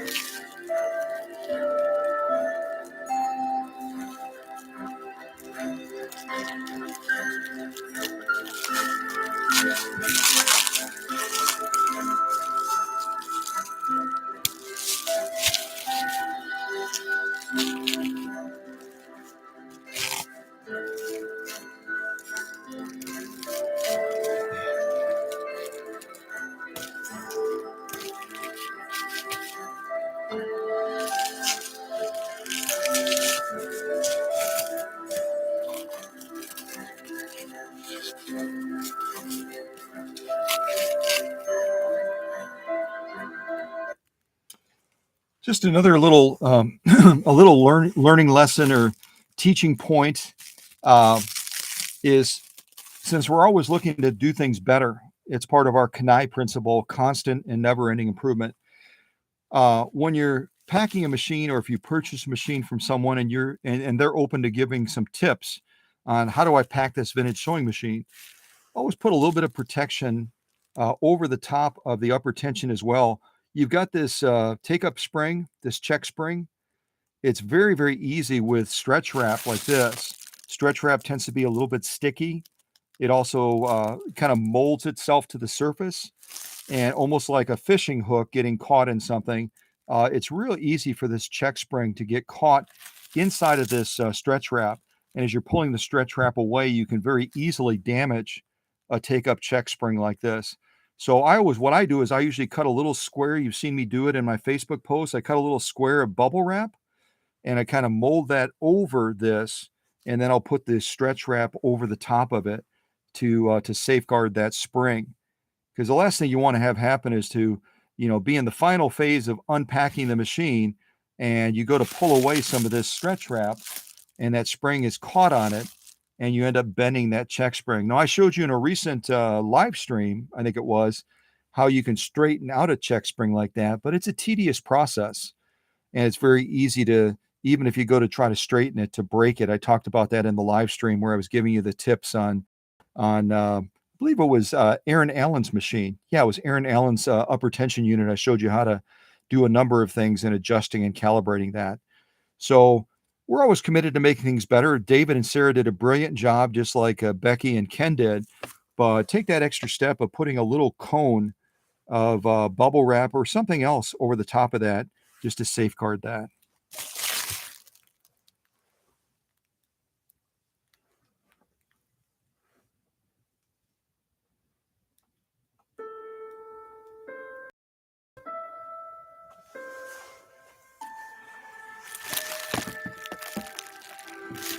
See, normally I would just grab the machine by the arm like this, and I would lift it up now to get this out. But with the case damaged back here, where it's actually been ripped out of there, I'm more reluctant to pick it up as I normally would, because I might even have the machine. I mean, I wouldn't lose the machine, but I might even damage the case base further. So to think about this.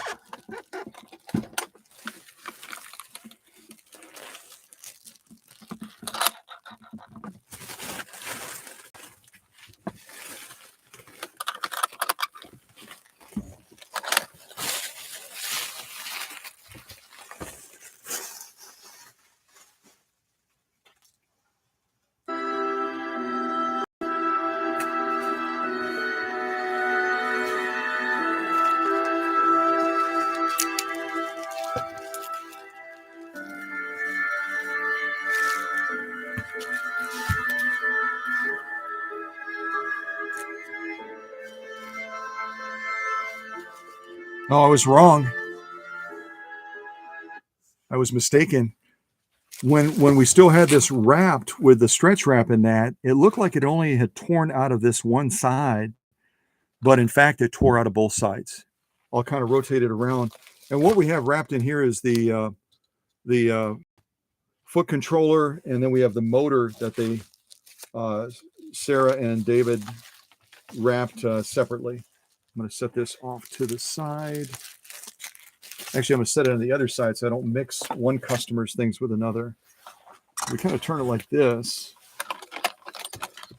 You'll see, and it just goes back again to what I say, that sewing machines can take crazy hits when they're being transported. You see right over there, that side ripped out as well. So the machine is basically sitting in the bottom of the base, which it was a good thing that they had adequate cushioning underneath it. But can you imagine what did this box go through in order to rip both of these mounts out? I mean, that's a fairly thick wood that these bases are made out of. And it ripped out that mount. And it ripped out this mount as well.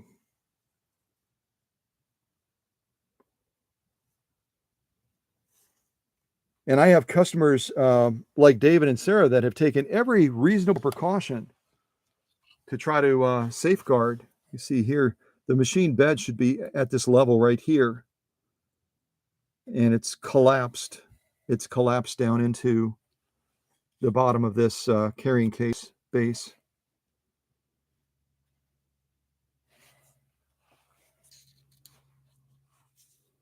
A little bit of fur. That's kind of fun, huh? So whether or not I can repair the base will be yet to be seen.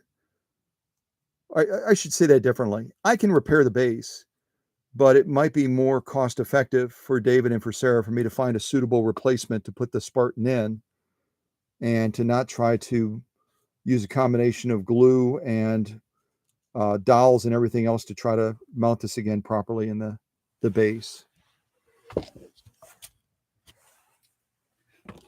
Yeah, it's basically coming apart.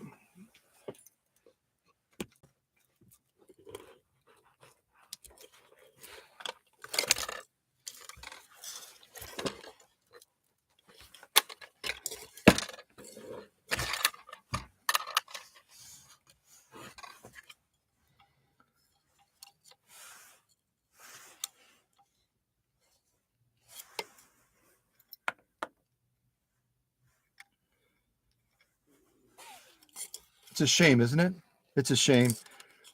You plan for you hope for the best, you plan for the worst, and now as we're getting even a deeper look at this this lovely base, I had commented about what a beautiful base it was as we were going through the process of unveiling this machine, and now we see the extent of damage. You can see it's split all the way down on the rear of this base. And then here over here, you can see the wood is separating as well where it's damaged.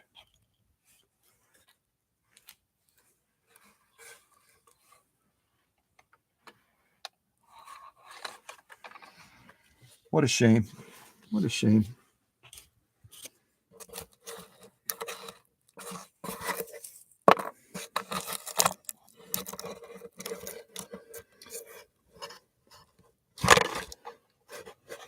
Yeah, I don't know if you can see in the shot, it's split all the way down.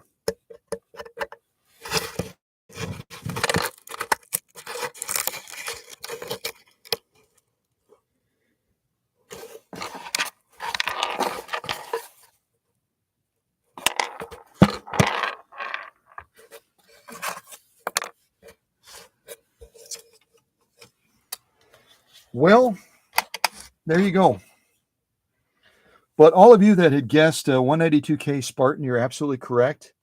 Looks to be, other than the fragments here of the wood disintegrating when the base was damaged, it's all little fragments of wood that are on the paint patina right now. The machine, all in all, looks like it's in lovely condition, doesn't it? And we don't have time to fire it up because the motor is not attached. It's kind of separated. I could fire the motor up by itself, but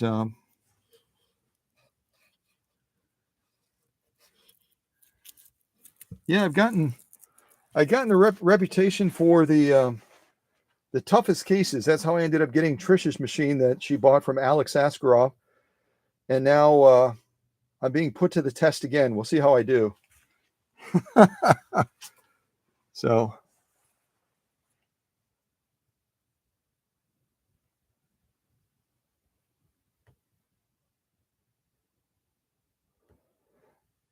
Yeah, Kathy is Kathy. Becky is saying you could go to a woodworker and have a new base built, and they've got woodworkers that are on eBay even that make different bases for the machines. They're made to the standard so that they have the right pinpoint spacings and everything for the machine, and they're going to have adequate support. usually pay like around $50 to $60 for one of those bases. Um, because the Spartan is not a full-size machine, it becomes a little bit more of a challenge sometimes to get the right fitting from some of these people that are making the bases. Some of the bases they make, some of them they don't make. Um, and woodworkers obviously command a fairly good wage. So if you have them do a custom build base, that would fit this Spartan like a glove, like the original one would, you're probably going to be spending potentially $100 to $150. And I don't know if that's within David and Sarah's budget. So that's the only challenge when you have something like this that is destroyed and broken. What I'll probably do is go into my overflow area with my a number of machines that are part of my personal collection. I have some machines that are out of cases. I have empty cases.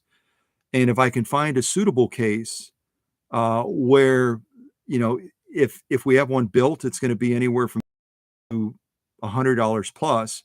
I would be able to offer a case replacement to David and Sarah for probably around $40 to $45. And it'll, I'm hoping I have something that'll work. I always try to be mindful. My mom and dad raised me. They said, treat your customer like you want to be treated if you ever own a business. And I've had this business now 23 years. I always try to keep that in mind. So I try to be a good steward of customers' resources. And if I can save them money, I'm going to save them money. So we'll see what I find. But, with damage like this, the immediate thought I have, and some of you are probably having similar thoughts, with damage like this, it immediately causes me to wonder, while the outside paint patina looks nice on this Spartan, what if anything has happened on the inside of the machine? Because to get damage like this, that was a very, very hard, I'll illustrate. It was a hard hit that this case took inside of the box. So inside of the box, if it took a hit like that, you can only imagine. Even the crate that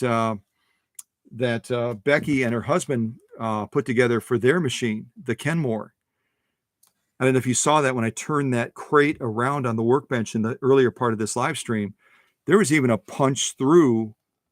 almost a punch through that crate as well. It was a softer part of the crate, but it just shows you how much abuse, especially as we get closer and closer to the holidays, and these workers that are transporting all of these parcels, whether they work for UPS or USPS or FedEx or whoever they're working for, they are under a lot of pressure. These drivers and these people that load the trucks do it faster. And when they, what's the saying? Haste makes waste. This is an example of haste making waste. This case, unless I spent 6 to 8 hours, gluing, clamping, and it still wouldn't be as safe as it should be. Then I would have to drill, to put dowels in as well, wooden dowels, to reinforce this wood that's being glued together. It would be cost prohibitive. I would have to bill the customer much more than a replacement case. So, but if we're shipping anything around this time of the year, November, December, January, just know that if you think you are a good packer already, take it to a new level. David and Sarah did what I think was a very, very good job of trying to safeguard their Spartan.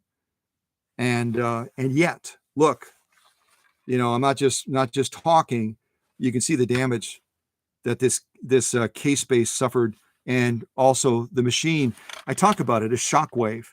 If damage like this can crack wood, this is not a light wood. It's not like a pine wood. It's generally it's generally going to be a fairly solid wood that they're using on these, probably a birch or something like that. If it can crack wood like this, imagine the shockwave that went through this Spartan. So we'll see what I find. We'll see what I find inside. And then I also, in the side of here, David and Sarah have included some of the leather that they're hoping to sew. I'll just be honest, my initial glimpse of this, and this is some pretty hardcore leather. Um, with the motor setup that they have on this Spartan, which is generally going to come with a 0.8 amp motor, it's going to be belt driven. It's not going to be a gear driven type drive. It's not going to be a positive traction type drive. Um, their aspirations of sewing some of this leather with their Spartan, especially these two together, kind of hold it for the camera there.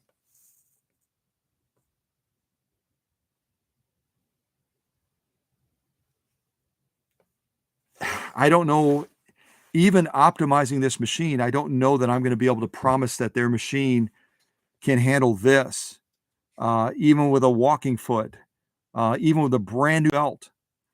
A 0.8 amp motor is going to be able to go through a single layer of this for sure.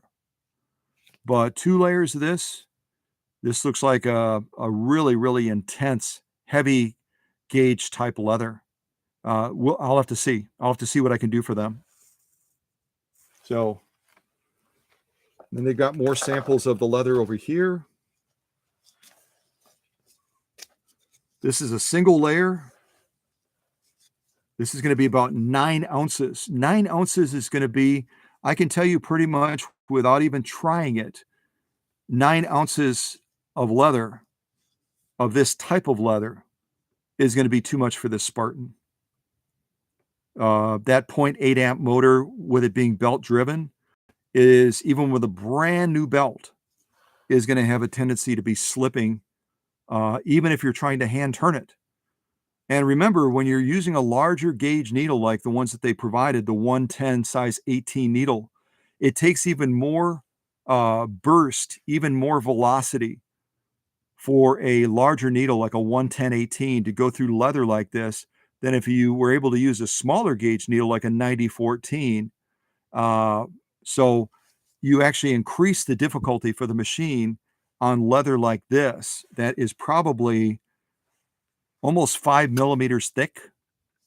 They're rating it at a 9 ounce type of leather. But going through leather like this with a Spartan,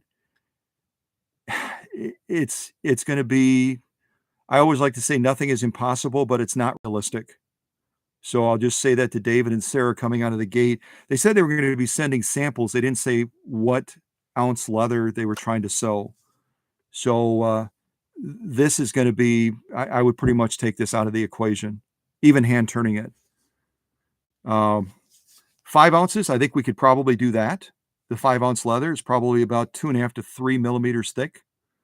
But this one, look at them side by side, like this.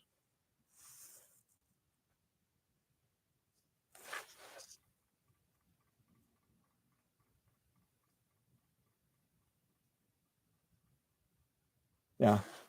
So I'll have a conversation with them. I'll send them a link for this unboxing so they can see that their machine got beat up pretty bad in the trip coming from Oklahoma to Wisconsin. And, I'll do the best I can for them, like every customer. Every customer, I do the best that I possibly can.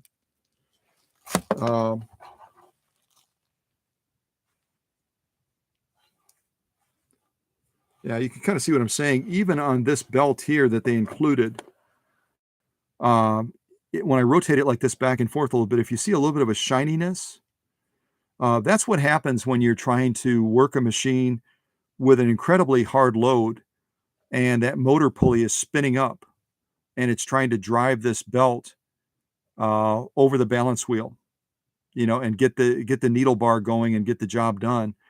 It creates a glazing from the friction on the belt, and that's the biggest concern when you have a belt-driven machine. That's why Singer migrated over to a number of machines, especially in the Slant-O-Matic series, that were gear-to-gear. We've talked a lot about those on this channel. They had gotten feedback from a number of their customers that were looking to sew heavier duty, maybe not leather, and certainly maybe not leather at this level. But they wanted to also lower the maintenance factor. With belts, you have to replace them. With Teflon or metal gears, you seldom have to replace them. They're very resilient. They're very strong.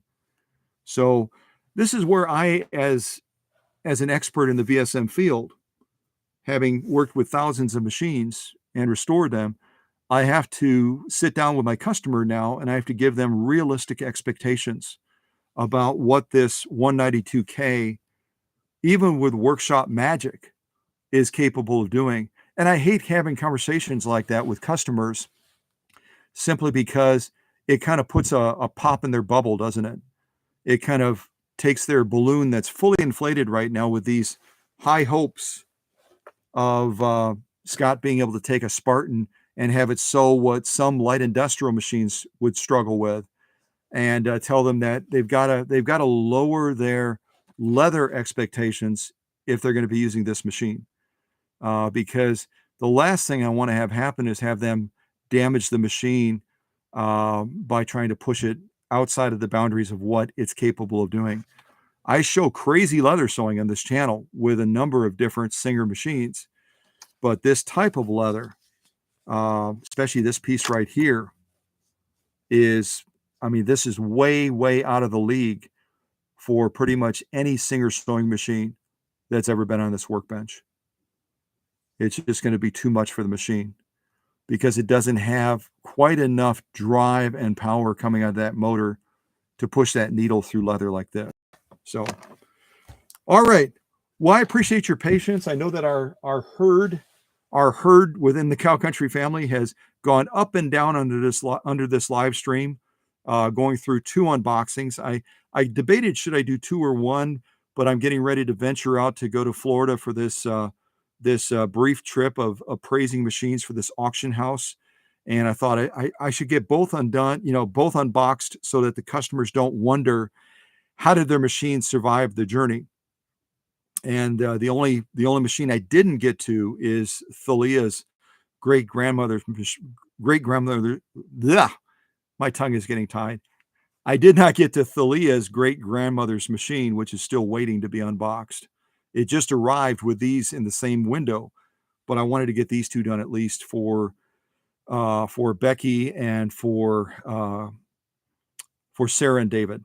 So thank you so much for your attention. Thank you so much for your sharing. Thank you so much for those of you that felt comfortable to step out into the live chat and exchanging ideas and information and just bonding with each other. That's really the beauty of this classroom. Is we've had a number of new friendships forged. We've had a number of people become new acquaintances with people from around the world. And that's what I always say it's me. That's what my goal is in having developed this channel. I want to say it started right around 2009 on YouTube, something like that. I've been on YouTube since, I think it's 2009. I'd have to look at the date specifically, either 2009 or 2005. And just continue because of the culture of what I try to present and the fun I try to introduce as well. We continue to grow. Just since we reached our last milestone of 13,000, we have already gained almost 200 more people in just these few weeks.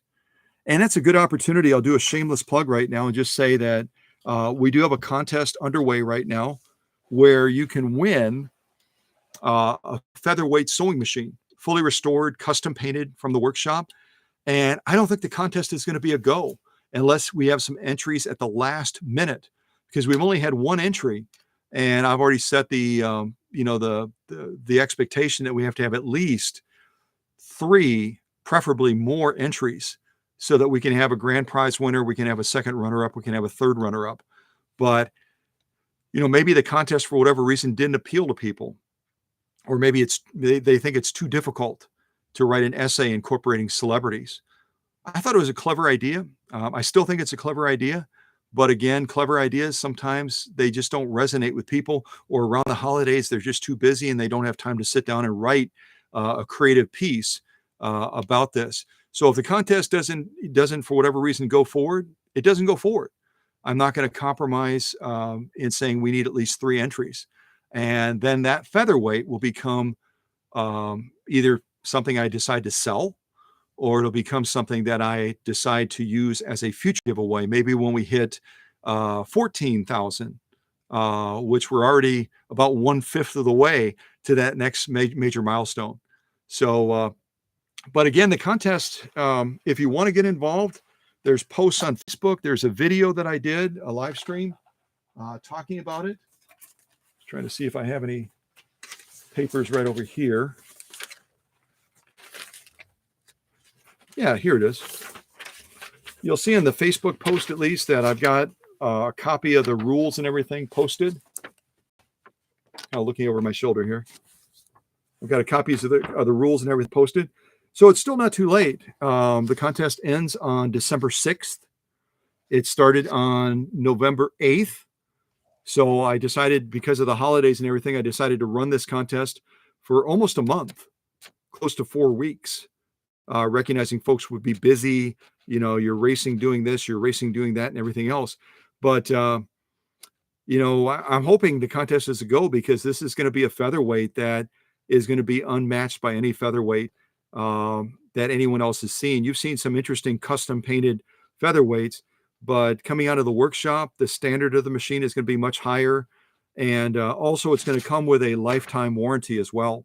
I don't know of any other people offering featherweights, including the featherweight shop, that attach a lifetime warranty to their machines. If you know of someone that's offering a lifetime warranty, let me know about it so I can brag about them, because that's a big deal. That's a big risk in doing that. But if you're that confident about how well you prepare your machines, you can offer a guarantee like that, knowing that that machine, unless it's abused or neglected, it's never going to fail. So check it out. If you didn't know about the contest, you know about it now. Check it out on Facebook. Check it out on YouTube, and maybe you'll decide to write a creative piece before the contest ends on December 6th. And that'll be, that'll be a great opportunity for somebody. All right, I'm going to wrap up the live stream now and wish you all a great day. Thank you to the moderators for keeping an eye on things and making people feel welcome. Thank you to the owners of the Machine Box. Thank you to Becky and to Ken for doing the boxing of the Kenmore that came from Minnesota. Thank you to David and to Sarah for boxing up this Spartan 192K and shipping it from the state of Oklahoma. And hope you have a great rest of your weekend. And again, keep Emma in mind and prayer and thought, as she is, really a heavy heart as far as the condition of Apollo and all that. So have a great rest of the weekend. Take care. I'll put on a little bit of music, and then I'll end the live stream shortly. God bless. Take care, everybody.